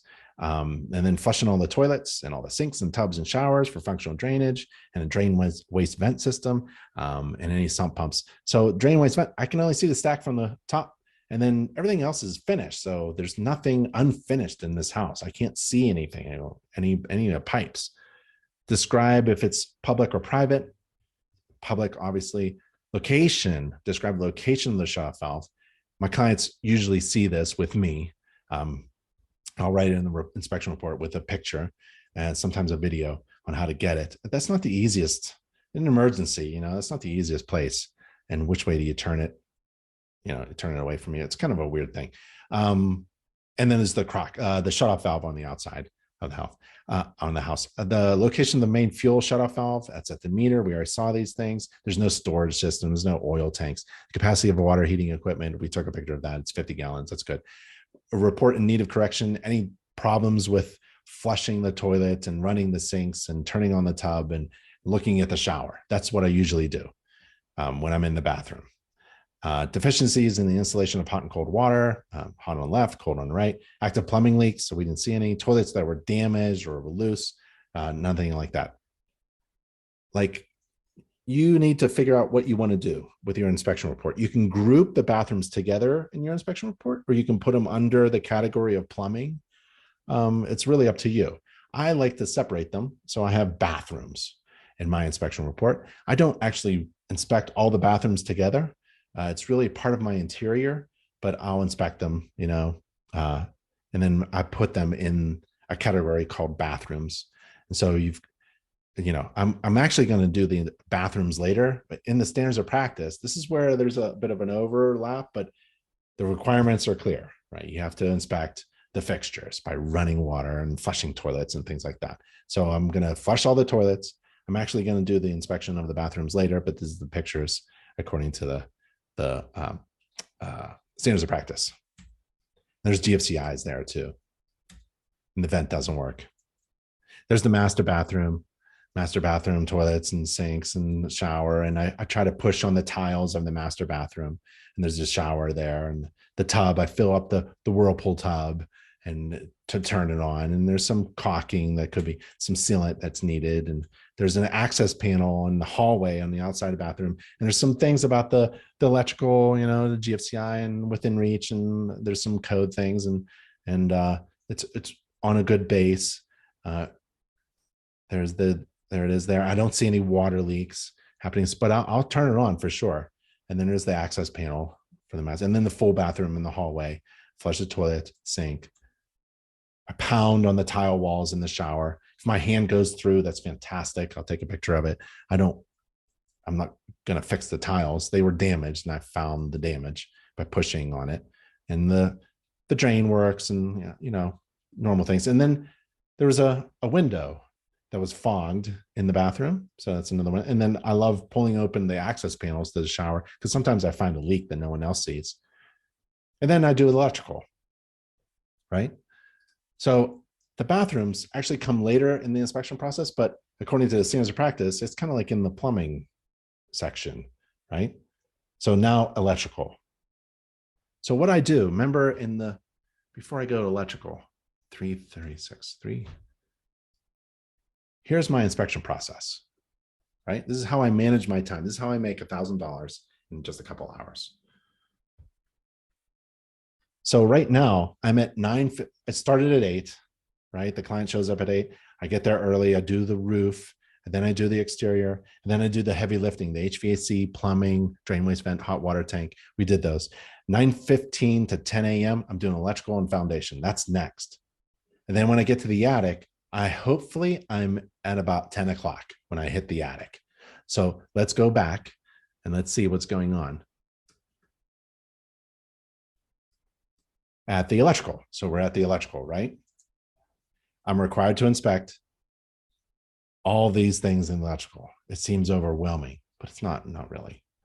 There's a service drop. I really don't have a service drop. It's underground service, right? So what is a service drop? Terminology is really important. And then terminology related to electrical service components is available in InterNACHI's free online How to Perform Residential Electrical Inspections course. I know master inspectors who are not using the right terminology. And you read their reports and they're all like, well, the wires overhead, they're not, so you have to get, what is a service entrance cable? And what is a service drop? What are conductors? When you say a conductor, like we go over these things. So over here, you can see service mast. There's a service mast, right? Service lateral, electrical meter, service entrance cable. We go over all these things. We teach you what they are, right? And we teach you what these things are. I don't have this at this house, right? I'll show you what I have. Where are we? There's the course. Service drop. Okay. I'm required to inspect a service drop. I don't have overhead service conductors and attachment. I don't have that. Service head, gooseneck, and drip loops. I don't have that. Service mast, service conduit, raceway. Here's what I have. Electric meter attached to the side of the house. And sometimes I like to grab this meter right about here and try to pull it off the house. If it pulls off the house, that's fantastic. Take a picture of it. It's a defect, material defect, really. There's no service mast, but there is an underground conduit in this inspection picture. That's next coming up. And there's a service entrance cable going out of the meter, out of the back end, through the brick wall, heading to the main disconnect at the main electrical panel board. And we'll see that. I'm required to inspect the meter and the base, right? I like to try to pull that off, right? It's kind of fun. I can see the screws, there are attachments right there in the brick. And sometimes it's loose. You don't want that. Service entrance conductors there. So I can't see that, but here's my underground. It's cable going through. That should be sealed up, right? And what's that? So there's a picture there. Main disconnect. So this panel is in the garage and the main disconnect is that. That's the main disconnect there. And it's 2 fingers, blurry picture. Sometimes that happens. 2 fingers means 200 amps. 1 finger is 100 amps. 1.5 fingers is 150. So the main disconnect must be clearly marked, and it was. The main disconnect must be either inside or outside the house, as close to the service conductors where they enter the house. And for sure, here, it's on the other side of the wall. It can't be in a bathroom. Can't have panels, disconnects in the bathroom. No panels, no breakers in the bathroom. No more than 6 breakers can be used to disconnect the service, right? So we got one main one here. I'm required to inspect panel boards and overcurrent protection devices, circuit breakers, and fuses. So there's the main panel there. Not required to remove the dead front cover, at least in my area, Pennsylvania, Colorado. Many states across that. I think there's one state that requires you. Could be Texas. They're crazy down there. This is an old panel, old inspection. Got one GFCI in the panel, and it's already tripped. Why? Oh, that was me. I tripped the exterior. Remember the little GFCI exterior brick wall? So I tripped that and I need to reset it. And then I can test it right there as well. Now, what if I take a picture of the panel and one of these breakers is in the trip position and it's not the GFCI? It's like a 20 amp breaker that goes to the kitchen or something, or 20 just it's in the bedroom, 15 amp breaker for one of the bedrooms things, and it's tripped off. It's not an AFCI, it's something else. Should I reset it? I'm not resetting that. It tripped on purpose. I'm going to put it in the inspection report, say this breaker is tripped. I'm not resetting it. It tripped for a reason, right? What if a breaker is in the off position? Should I turn it back on for people? Like maybe the pilot in the one of the appliances is the fireplace is off. Should I light it? The pilot? Oh, the gas shutoff valve is off and the pilot is off. I'm going to turn it on, right? I'll turn the gas on and turn the light the pilot and see what happens. No, you don't turn things on. Oh, the main water shutoff valve is on. Should I turn it on? Nope.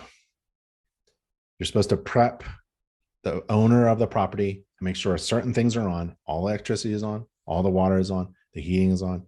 The cooling is on. We're going to run water. So, all the drainage systems or the septic system or everything's ready to go, right? And if something's off, well, don't turn it on. So I took a look, and let's say this breaker is off, right? It's actually connected. You definitely don't want to turn it on. Sometimes it's off and it's not even connected to any wires, right? So that's in the trip position. And we've got 2 knockouts without caps. So you can stick your finger right there and have a terrible day, right? You could die. So you don't want this. You want this capped off. It could kill you, and it's about $5, $1 fix, right? And maybe an electrician should do it. So now we need an electrician. We need the HVAC. We need a roofer, kickouts, HVAC technician, an electrician. I need some contractors to come. These are not difficult things. I'm missing screws, panel screws. Now there's only 2 holding up this panel. 2 missing. I'm looking at the wiring, looking for overfusing. I don't want a big fat breaker, 20 amp breaker on a very thin gauge wire. Overfusing. Bonding. Wires, grounding. Service. Yeah. Terminals. I see a doorbell inside the panel. I don't like that. Everything's okay. Service and grounding. Got that. Got that. Service and service, grounding, and bonding. Got that. I can't see if it's bonded to the water line. Can't even get to the water, the meter or the shutoff valve. I don't even know where the meter is. Haven't figured that out. But bonding is required where needed to ensure electrical continuity and the ability to carry a fault current to a path to grounding. And the metal water pipe must be bonded to the service equipment enclosure. So I don't know about that. There's certain things I just can't see. And there's the rod there for grounding. The upper end of the electrode should be flush with the ground or just below the ground surface so that the end and attachment are protected from damage. So if you find a rod sticking up out of the ground, that's a defect. It should be at or just below the soil surface. And the inspection image there, the rod is visible. And you can go to the InterNACHI How to Perform an Electrical Inspection course and learn about grounding and bonding. It's difficult for a lot of inspectors to understand. So we break it down very easy. What is grounding? Give examples of grounding, show what an electrode is and all the different types, the rods, the diameters, the length, how it's installed, what an attachment is, proper and not proper, jumpers, oofers, ground plates, steel framing. Like we go over and the diameters and sizes. And then we go over bonding components, right? And then panel enclosures. So if you're weak in anything, we got you. Just go to InterNACHI and take a course and strengthen that knowledge. So electrical bonding and grounding training for home inspectors is available in our free online course. You're required to inspect a representative number of switches, light fixtures, and receptacles, including AFCIs, where possible. You're not required to inspect them all. So turn on light fixtures, ceiling fixtures, wall receptacles. Everything's kind of finished. All ground fault circuit interrupters you can get to, where possible. Use the tester. So there's one there, bathroom, and that was connected to the exterior, and the bathroom's there. And the presence for smoke and carbon monoxide detectors. So I test the smoke and carbon monoxide detectors. Smoke alarms must be powered by the building wiring and a battery backup. They should be interconnected so that when one alarm activates, all of them do. In each bedroom, outside of each sleeping area, and on each story of the basement, including the basement. On each story, including the bed, there's no basement here. Old smoke detectors really should be updated. This one is hardwired, no battery backup. And they're not interconnected. It's not much you can do there without a lot of work, but at least you should have a battery backup. Carbon monoxide detectors are required for houses that have a fuel-fired appliance or an attached garage with an opening to the house.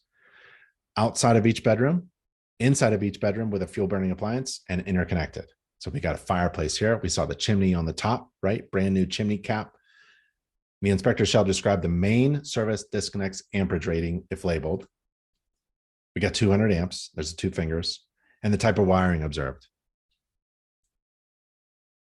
You have to report as in need of correction any deficiencies in the conductors, service entry conductors, drip loop, or clearances, any unused circuit breaker panel openings that were not filled. Got 2 of them. Any tested receptacle that didn't work properly, right? Including GFCIs and the absence of carbon monoxide detectors and smoke detectors. Next system is foundation. According to the standards of practice, I have to inspect the foundation, and there's no foundation. Well, there is a foundation, it's slab on grade, right? So I'm looking for any kind of movement, cracking, maybe tiles or something like that. I'm not required to inspect under carpeting or under finished floor areas or anything like that. I don't have any beams, any structural components, nothing on it. We saw a crack in the brick veneer above the entry door. That's about it, right? And I'm supposed to describe the type of foundation and access to an underfloor crawl space if there is one. If you're weak on structural problems, we got a textbook, college textbook, structural issues for home inspectors. You can download it as electronic, or you can buy the printed copy, or you can search for concrete at the top right corner of NACHI.org. You go to NACHI.org, any NACHI.org page, top right corner, use the search and type in concrete. We got the history of concrete. We got reinforced concrete, concrete admixtures, visual inspection of concrete, shrinkage cracks in concrete, concrete tiles. There's a lot of training about concrete. Free online course about structural issues for home inspector. That's a really good course. And we go through an inspection that I did of a poured concrete foundation wall reinforced with cracks in it. And we distinguish what the cracks are all about. Some of them are good, some of them are bad, some of them are dry, some of them have water coming through. And some of them are patched with epoxy. It's a good course. You can never stop learning. According to the home inspection standards of practice, you're supposed to report as in need of correction certain observed defects and we go through them, especially indications of active water penetration. Now I'm at the attic, and it should be, if I have an 8 o'clock inspection, should be about 10 right now. If it's 10 o'clock, I know I'm on time. I'm managing my time well. I've got about an hour left before I get paid. So we're doing well in the company if I'm in the attic at 10 o'clock. You can also check on your other inspectors. Call them up, text them, hey, where are you? Should be in the attic right now, aren't you? Yeah, okay, you're doing good. Talk to you later. The inspector shall inspect all unfinished spaces, including attics and crawl spaces, for insulation, ventilation, and mechanical exhaust systems. Here's the attic. It's a door that's not insulated, not weather stripped. It's not an exterior door. It's an interior door going to an unfinished attic space in a cold climate. I mean, this is just a hole in the wall. So you can see it from the other side. It's just crazy. I mean, the second floor must be a different climate, especially in the winter. Anyways, that's a defect. And it's a way to save home energy too. So I have a couple of things about doors and unfinished attic panels and doorways that go into an unfinished space that is not insulated or weather tight or anything like that. So it's just like, I don't have to write anything. I already wrote these things out, and I just have to select it on my mobile device, that sentence with a picture or 2 or 3. I see fiberglass insulation and truss built. It's filled with stuff, so I can't see everything. And I think the storage is compressing the insulation on the floor. It's falling in. It's a little disheveled. No roof leaks, no structural problems. Mechanical exhaust systems in the kitchen, bathrooms, and laundry area. Yep. So there's a recycling. This vent system over the stove is in the microwave, and it doesn't exhaust outside. The bathroom fan doesn't work. And then the exhaust system for the laundry is there, and it goes outside. I'm supposed to inspect and describe the type of insulation and the approximate depth.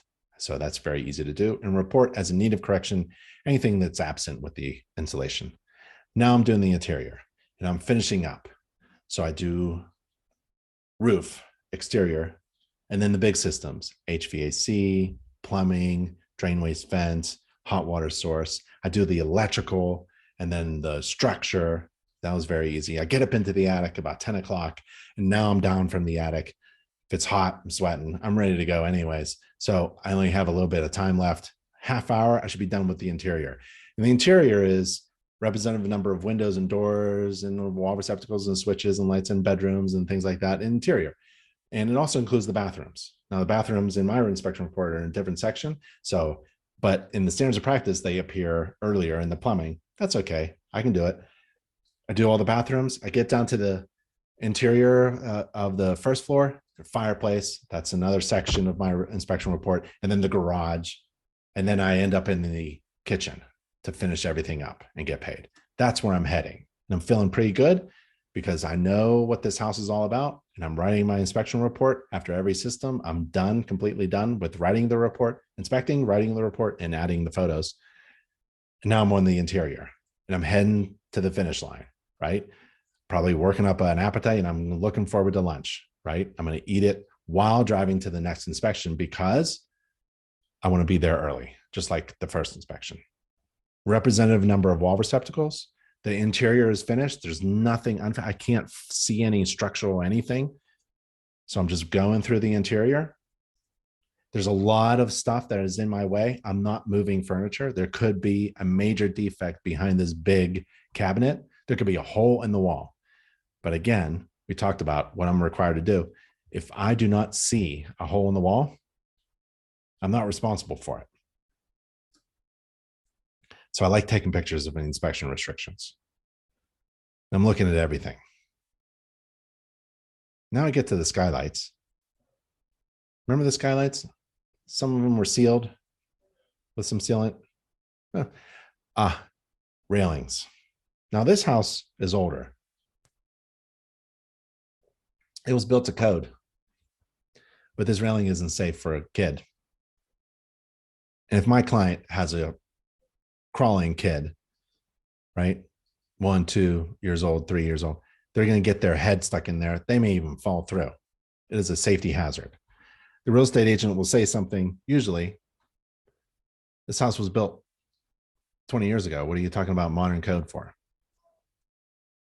Well, I'm not a code inspector, but this is not safe. And code usually is revised when someone gets hurt, like a firefighter or a contractor or a homeowner, and kids would fall through or get their head stuck in here. When the space between the spindles of a railing like this, a guard, is large enough for a child to fall through. That's what they did, unfortunately. So code said, that's not safe anymore. We need to tighten this space up. You can't put a 4-inch diameter sphere between the space of the spindles. If you can, it's not safe. And so as a home inspector, not a code inspector, I inspect a home without any regard to when the home was built. And this is your call. And this is a discussion you want to have with your attorney, your local business attorney as well. Because I want to be able to find problems that are not safe and put them into my inspection report as a recommendation for correction. And this is one of them. Because most homes that I inspect were built a while back. On average, my home inspections were 15 to 20-year-old homes. And they were built to code back then, which doesn't mean anything today.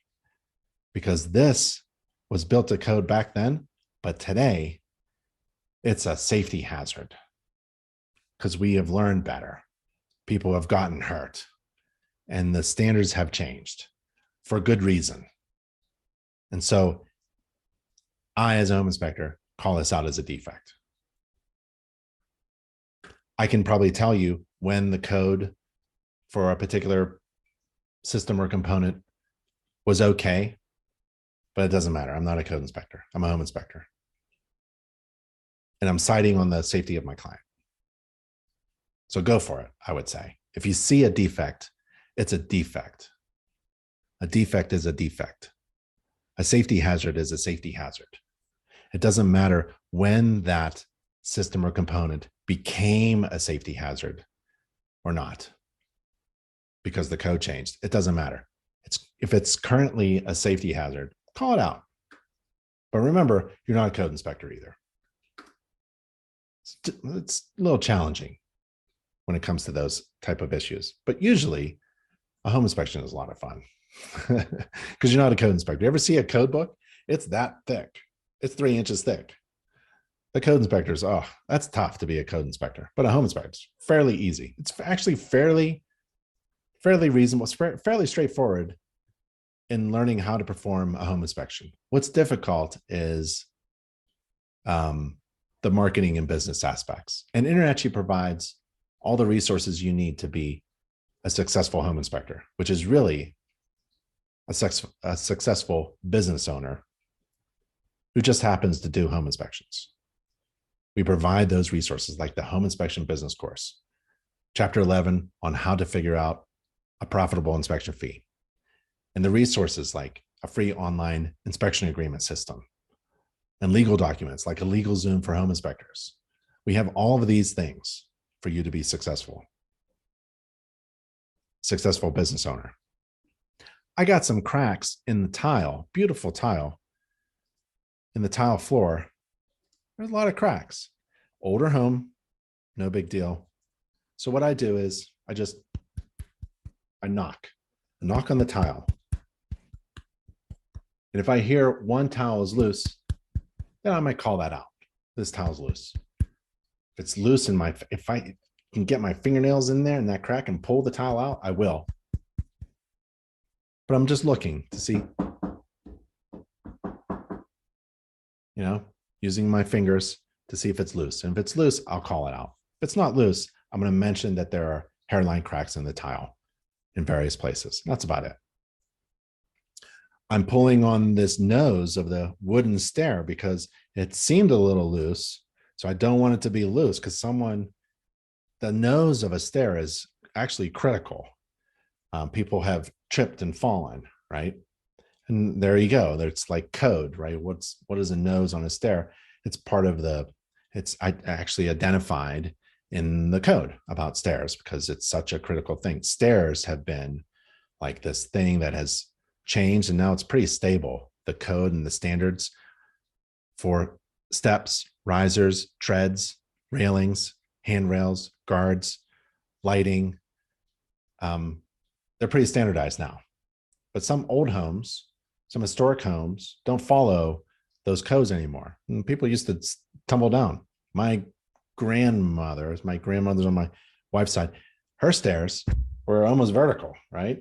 And then people kept falling down and they changed the code in order to make it safer. And now that's the standard. So if you see something that's off the standard, maybe call it out. So I was paying attention to this nose. I don't want it to be loose. Got some fogged window panes. Remember the skylights? Well, we've got windows in the bedrooms too. There's one window with a fogged window pane. There's two panes that could be replaced, and there's three panes. If it's cracked, that's a major safety hazard. If it's fogged, it's really cosmetic. That's how I treated it. And interior, I'm looking for indications of active water leaks, right? It's in the standards twice. Active water leaks under plumbing and under roof. This could be a roof leak. This is a second floor ceiling. There's a watermark. I mean, that's a watermark.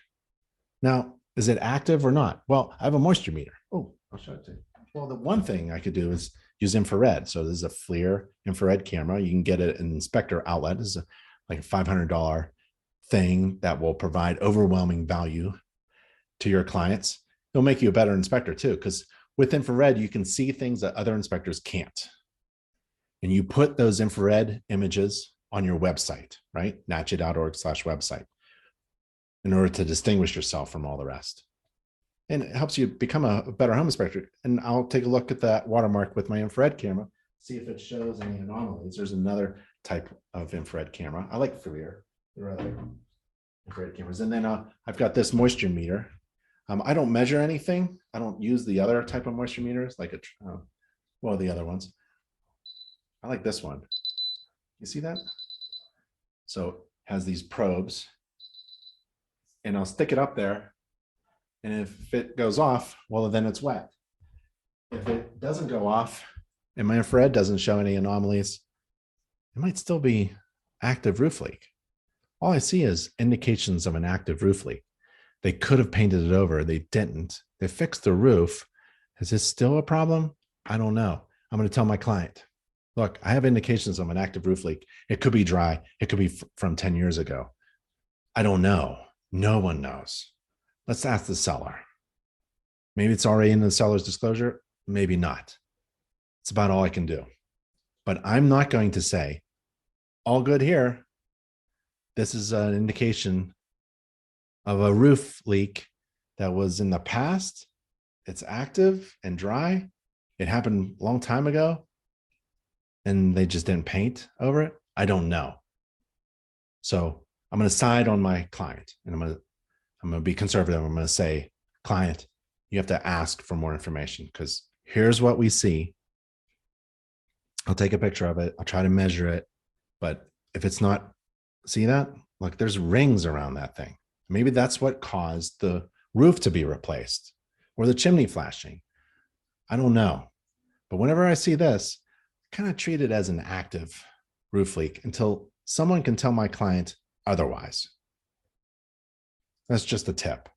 Here's another thing. I've got drywall damage at the corner bead, metal corner bead, that usually pops when it gets wet or hit. This is in the ceiling, so it wasn't physically damaged. I see watermarks on the wallpaper, and there's various rings of watermarks, just like this one. There's various rings of watermarks on the ceiling. There's various rings of watermarks, streaks coming from this corner. What is this corner? It's associated with something from the roof, I think. I don't know. There's another one. There's a corner bead, water, cracking, drywall damage. What the heck is going on here? There's all these water. There's more cracks. Maybe this is a settlement crack, but why would it be a watermark? I don't know. This is the attic space up here. Remember that unfinished attic space? Maybe something happened. Oh, unfinished attic space. Maybe the roof leaked through the attic, came through the insulation, came through here. I don't know what the story is, right? I could spend all day trying to investigate it, but that's not my job. I'm just going to observe, report my observations, and make some recommendations. I'm going to tell my client, if you leave this go, it could be a major problem, maybe even a structural problem. Look at this watermark here, crack in the drywall, and this is the skylight. Well, the roof looked great. The skylight, one of them had some sealant on it, but I'm not sure. Maybe the seller knows. There's more watermarks on the wallpaper. Like, what the heck? Boy, they really let that first roof go. And I think this is all dry and just indications of an old roof leak that went crazy and was leaking all over the place. And they finally, like, maybe the house sold, was selling, and the listing agent was like, we have to replace this, and we're going to disclose. But I don't know why they wouldn't paint. Why don't you patch up and paint things? You know, a home inspection is gonna, buyers. Look at this, another one. Watermarks, rings, crack, drywall damage. Another one. Like, what is going on with the skylights? So I don't know. It's not, I don't have to stay there, investigate, and diagnose. That's not what a home inspection is. Not an exhaustive search for defects. I'm not required to report upon why there are defects or what is causing problems. Again, you are required to report upon the defects that you both observe and deem to be material on the day of the inspection. It's not a prediction of future events, and it's not a description of what happened in the past.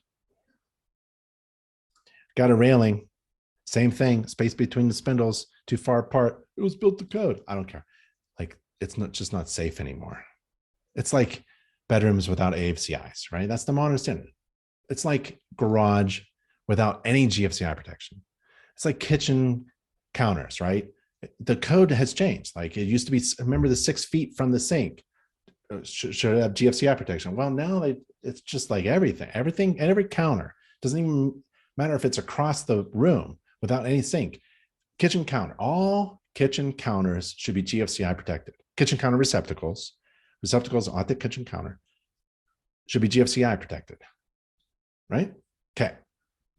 It was built without GFCIs. Okay. Fireplace.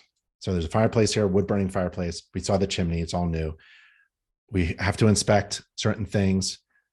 Readily accessible and visible portions of a fireplace and chimneys, lintels above the fireplace, openings, masonry, stone. It's really important. Damper doors by opening and closing them if you can, and clean out doors and frames. Okay. There's that. Okay. It's not masonry. It's a factory built fireplace. These are panels. These are not actual real bricks. They can be damaged. So I want to touch them and see if they're secure and not cracked open. We don't want any cracks, opening cracks. And then there's the damper. You're not required to inspect the flue of anything, of any hot water tank or heating system or fireplace. But I took a picture with my camera because I can, and that's the flue going up, and that's a damper door, and then the clean out doors and frames. Great.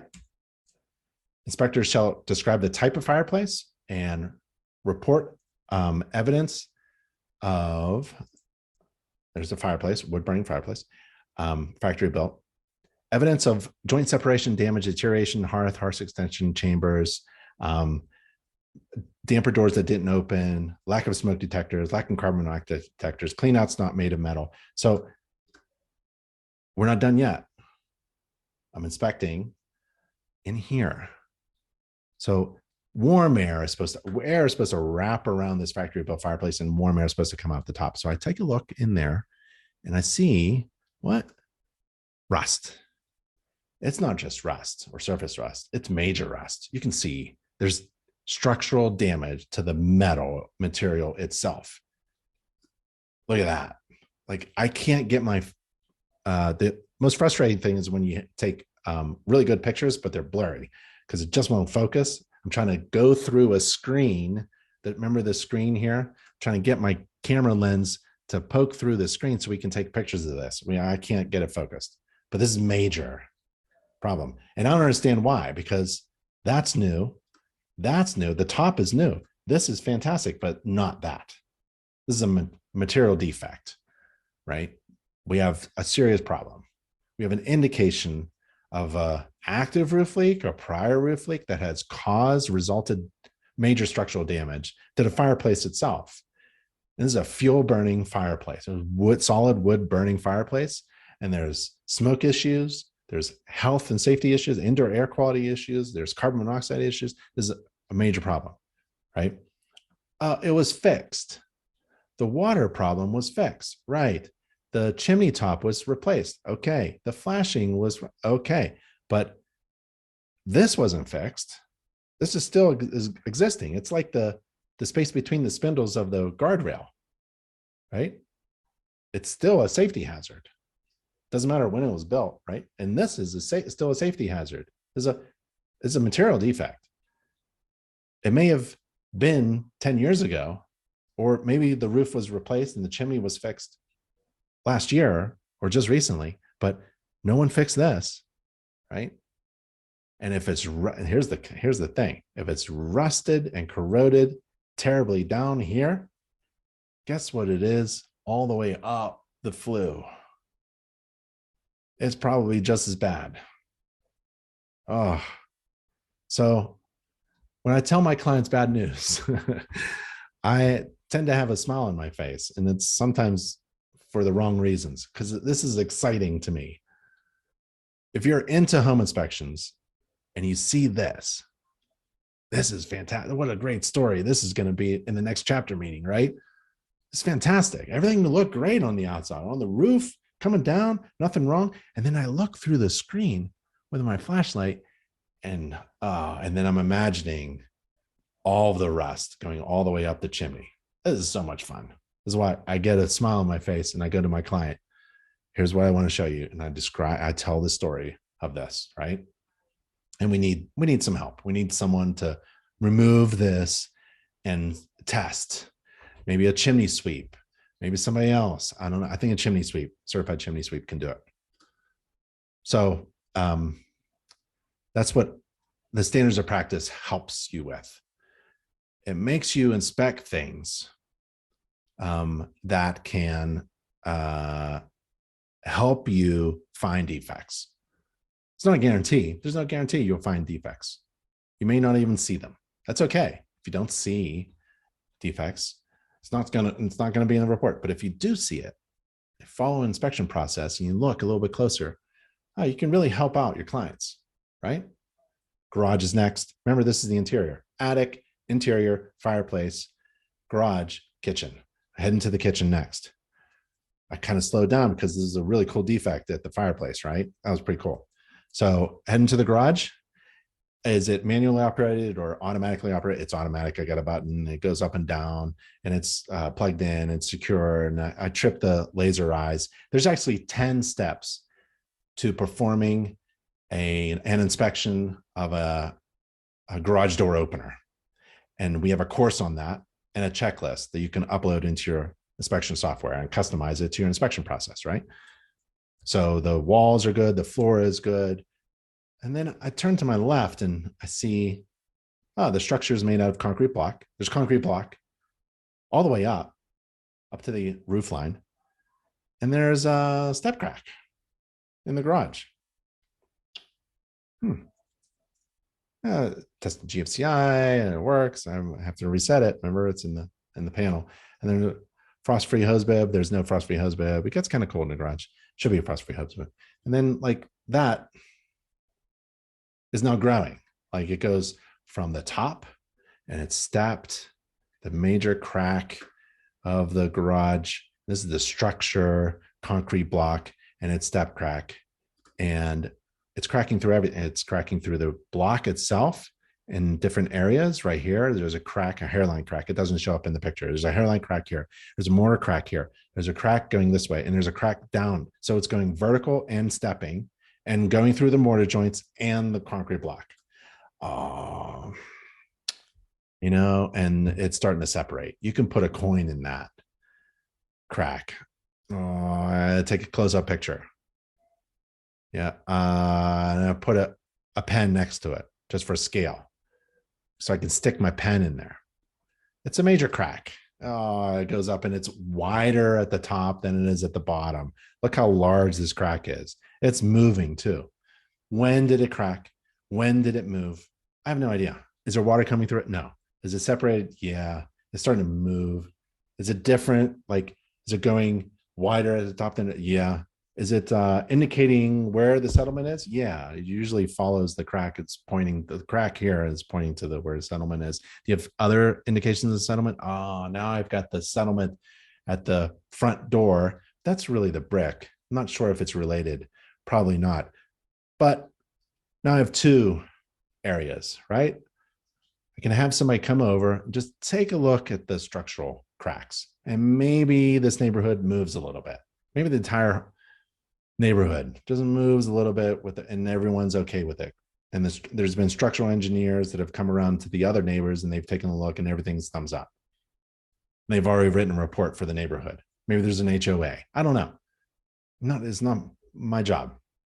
So I'm going to recommend a structural engineer come, because I've got a 1/4 inch crack. I mean, I took out my measuring tape. I used a pen for scale. I'm using my finger to show things, and it doesn't matter if it's in focus or not. This is major movement. It's enough for me. Enough for me. I love the house. It's a dream house. This isn't a killer deal. We just need some more information that I cannot provide. So I'm making a recommendation. I have my observation. I explain my observation in my report. My client is with me. Agent is with me. And I'm telling what may happen. Like if this is still moving, you can measure it. If it's still moving, what could happen? You have structural movement, and that isn't any good. What should we do? We need further information. What should we start with? Asking the seller. Let's look at the seller disclosure. Let's ask the seller. Let's ask the neighbors. Let's see if we can get more information. And then worst case scenario is structural engineer. And we take it from there. I feel much better. It can still go. The deal is probably going to still go through. It's a dream home, but we just need more information. And when you come across a structural problem like this, do not go soft. If you see a defect, man, you put it in the report and you make some explanation of the consequences, and you make a recommendation for further evaluation by a professional or correction, because you know it's wrong. So we've got some things, right? If you think about where we are now, we have some things with the house. We've got some kickoff flashing. We got a new roof, but we got water marks all over the place. We've got a skylight that has some sealant. I don't know. Looks like it could be leaking, maybe not. We got some water marks that need to be explained. We got a structural problem over the front door and definitely in the garage. We've got electrical outlets, caps that are missing. What else? We have a dry water mark underneath the TPR valve of the hot water tank. What else? Can you think of anything else? We have a door to the attic that is just not insulated. It's like you might as well just not even close it. There's so much energy loss through that door to the attic. Okay. We have a safety hazard because a child can fall through the railing. Anything else? Well, we get to the garage door. Oh, it was built to code back then. Yeah, but a fire can still blow through this door in a minute because it's not fire rated. It's a hollow core door with a piece of steel on one side, right? Sheet metal on one side. And so, like, you can't have any openings from a garage directly into a bedroom for sure, because people sleeping just won't wake up. So that's the one thing you have to know. You can't go from a garage into a bedroom. Can't. Now, the other openings between a garage and a house must have a solid wood door or a solid or honeycomb core steel door, at least 1 3/8 inch thick, or a 20-minute rated, fire rated door. And that door has to be equipped with a self-closing device. And I love it when it latches all by itself. The opening from a private garage to a room that is used for sleeping. What's that mean, sleeping? Well, a bedroom, a guest room, a habitable space, or a living space. You can sleep in a habitable space. You can sleep in a living space. You can sleep in a guest room. You can sleep in a bedroom. It's a sleeping that, because carbon monoxide can overwhelm a person that's sleeping. They just don't wake up. So when you have an opening from a private garage to a room that is used for sleeping, and that's a bedroom, guest room, habitable space, or a living space, it's just not permitted. You can't have a doorway or opening between a garage and a space that can be used for sleeping. There's various ways you can say this in your inspection report to get the point across. You just can't have this, right? This is a safety hazard and a material defect. A guest room is a room used by or intended to be used by a guest for living and sleeping. A habitable space is a space that is used for living, sleeping, eating, or cooking. Bathrooms, a toilet room, closets, a hallway, storage areas, they're not considered habitable spaces. But a living space is a space used for living, sleeping, eating, cooking, bathing, or washing. This is where you get into code. And when you get into a garage and there's a door in between the house and the garage, you ought to know a little bit more than you need to know in order to do a good inspection. And maybe your inspection is going to save that structure from a fire or save someone's life, right? So we have those resources for you, and they're free and online and provided by the only tuition-free home inspector college on the planet, InterNACHI.edu. So if you're kind of like, I don't know enough about this, we can help, right? So you can do a great inspection. So the inspector shall report and is in need of correction and proper spacing between balusters. We talked about that. Photoelectric eyes, any window that was fogged or displayed. So we have that intermediate space, right? Intermediate balusters. The spindles, the space between the spindles is large enough for a child to fall through.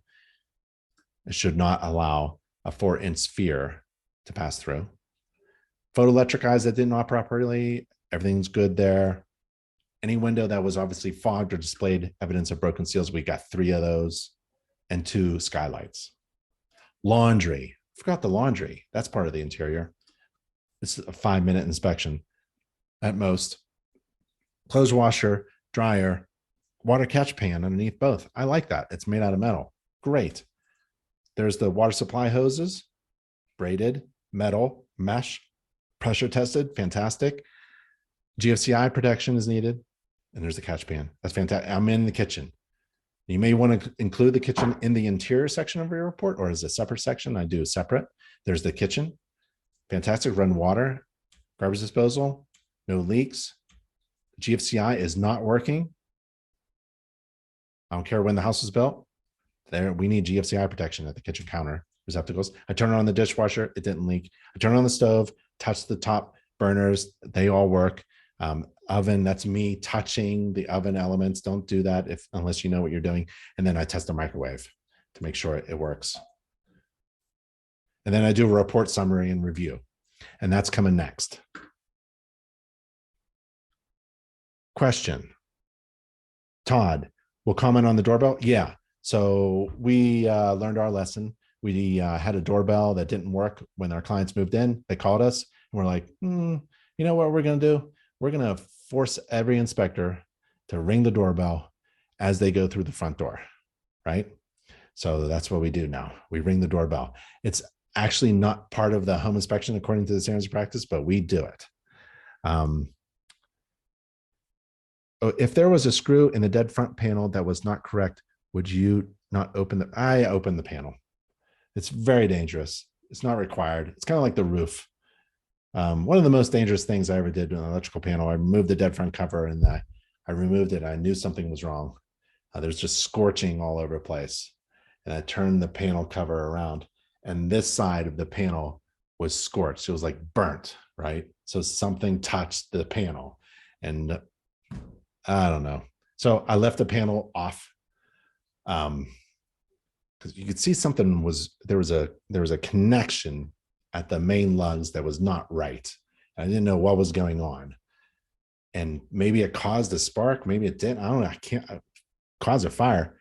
We need an electrician to come immediately, and it was in the laundry. So I closed the door. I couldn't lock it, but I remember tying something around it and then notifying everybody, the occupants, the listing agent, the buyer's agent. So there's an electrical panel hazard in the laundry room. Don't go in it. We need an electrician here immediately. I can't fix the problem. There's a problem I'm observing and I can't fix it. We need an electrician here. And it's a current safety hazard. We can't let people live here. Can't let anybody go in the laundry room. You can get electrocuted. Remember that once. That kind of, and when you slip on a roof, that's not fun either. You kind of learn your lesson. But you do these things to exceed the standards of practice, and you're not required to.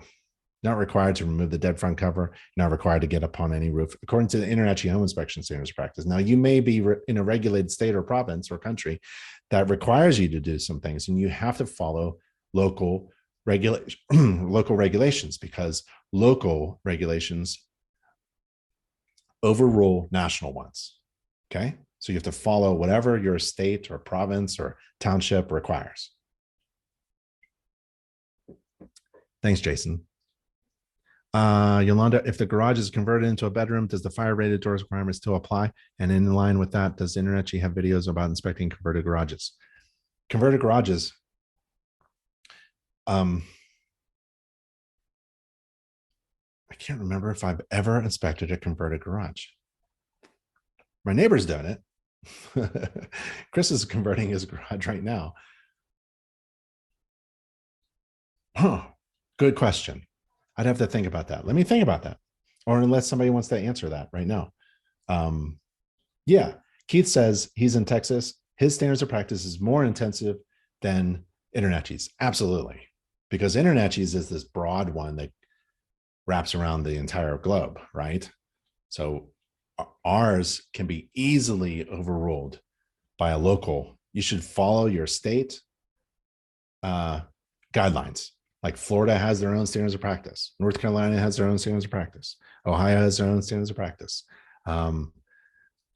What Texas has it, I go on and on. Arizona, and they're all usually more exhaustive and intensive. I love the Texas standards of practice. We have a Texas standards of practice course, online course, and they go through appliances. They have a checklist for every system in the house, even kitchen appliances. Like, what do you inspect for kitchen appliances? That's fantastic. It's in a course. It's really good. Okay. Alrighty. Okay. No more questions. Okay. We're at the report. This is the report. We're just going to blow through this and let's end this thing. Okay. I'm getting hungry for lunch. Home inspection report. Kind of looks like this. I just want to show you what my inspection report looks like, right? So that's my inspection report. And there's table of contents. There's some general information. What really matters in a home inspection. Trying to set my clients' expectations just before they get into the gist of my report. Like, I'm going to tell them what really matters.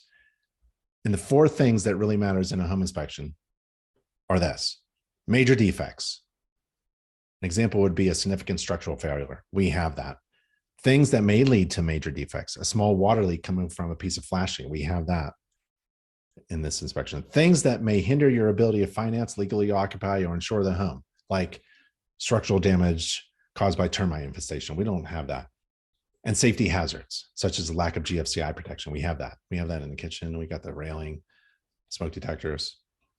Those are what really matter. Everything else doesn't really matter. Anything in those categories should be corrected, ideally before you move in. And refer to this seller's disclosure. I got an introduction, got scope, definitions, compliance statement. I have an introduction that says, like, fix things before you move in, because if you don't, that's just the dumb idea. So try to fix things like the water leak problem. Like, follow my recommendations. That's what it is. Follow my recommendations at this moment, because you can ask for further evaluation, like the cracks in the garage can be further evaluated by a structural engineer before you move in. Like, if you move in and then go backwards through my report like a year later and let's take a look at that fireplace, it might be too late. So try to take action of some sort, either get it corrected or further evaluated or something like that. Take further action before you move in. Get enough money maybe deducted so that if it isn't corrected before you move in, you have some funds to fix it properly after you move in. Something has to be done. I want them to understand that I'm making a report with recommendations to take action, and they ought to take those recommendations seriously. That's the gist of my report. Can't go back. Can't call me up and say, we've found problems. It's your responsibility. No, it's not my responsibility. My responsibility ends. Yeah. Unless there's some kind of state legal thing, right? I'm trying to set my clients' expectations that now is the time to address things, especially that are written in the report. So here's pictures. Love pictures. People love pictures. And there's the fireplace, right? And that is a major problem.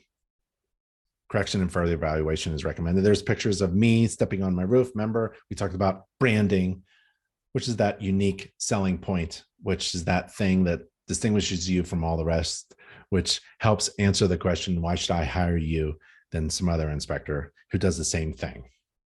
Because essentially, we're all doing the same thing. We're all performing home inspections according to a standards of practice. We're doing the same thing.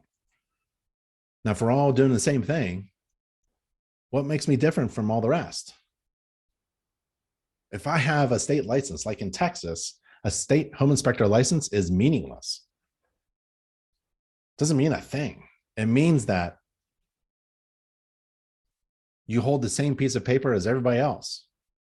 Does that mean you're really good home inspector? No. Does that mean you're a terrible? No.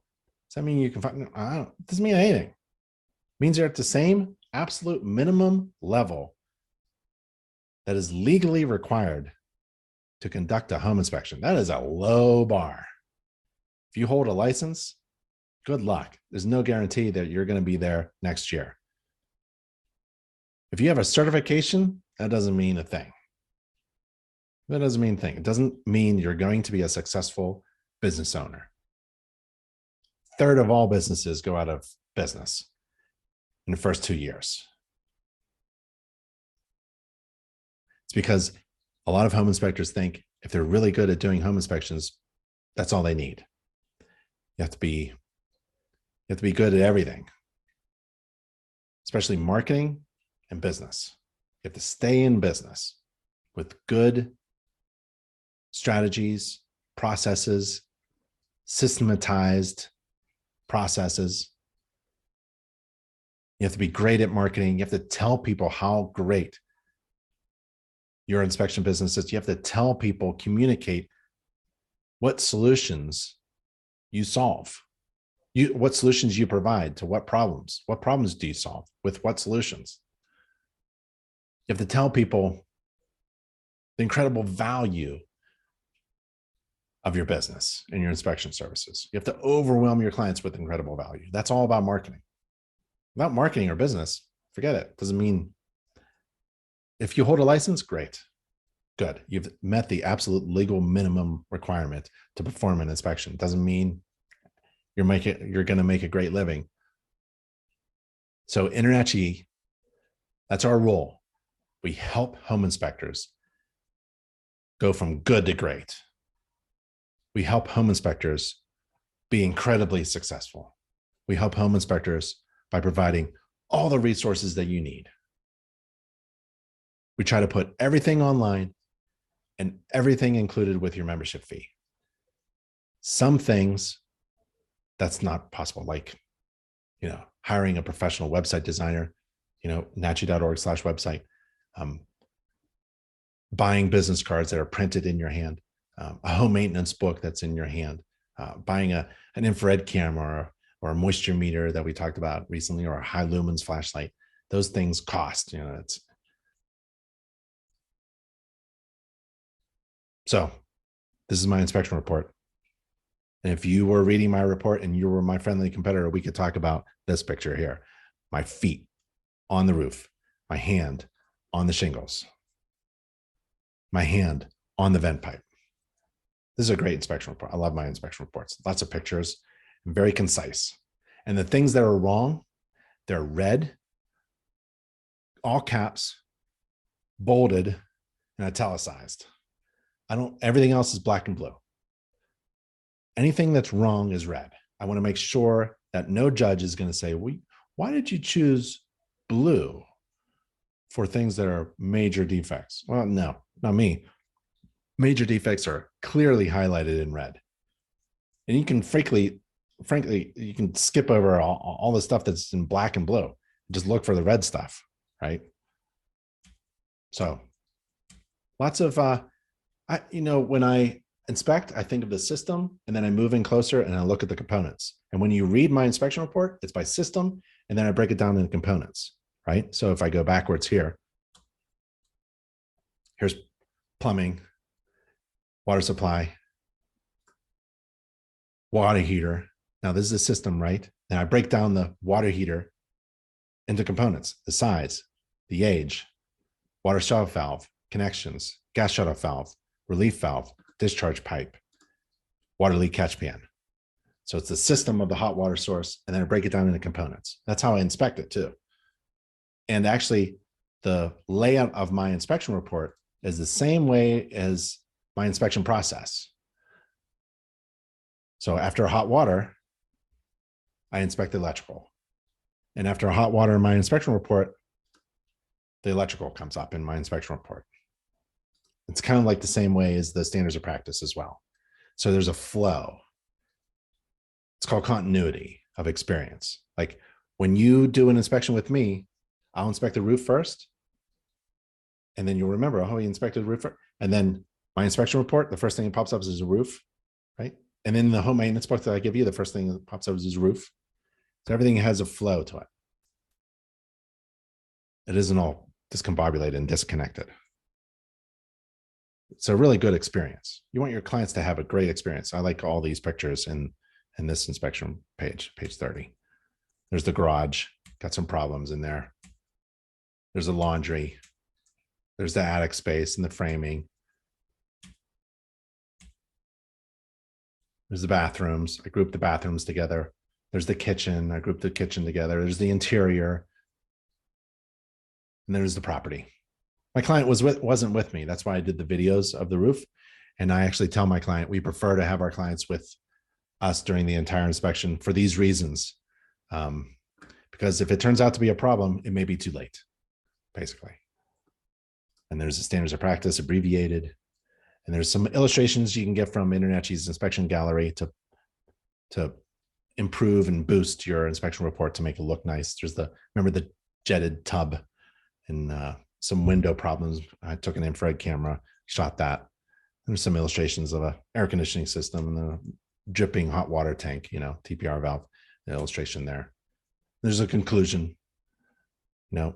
I like how we tell them we can't see behind walls, right? So you should not think of my inspection report as a guarantee. And we wear indoor shoes only. So if the seller has a problem with a stain on their carburetor, it wasn't us. And we leave that letter to the seller on the kitchen counter. We also email it if we have that information available. Sometimes that's not shared, and sometimes we don't want to reach out to someone who doesn't want to talk to us necessarily. And then we get paid.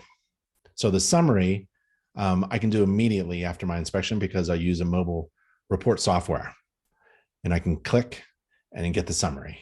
And then a couple more clicks and a quick scan through and a double check to make sure I have everything inspected and uploaded the way I want it.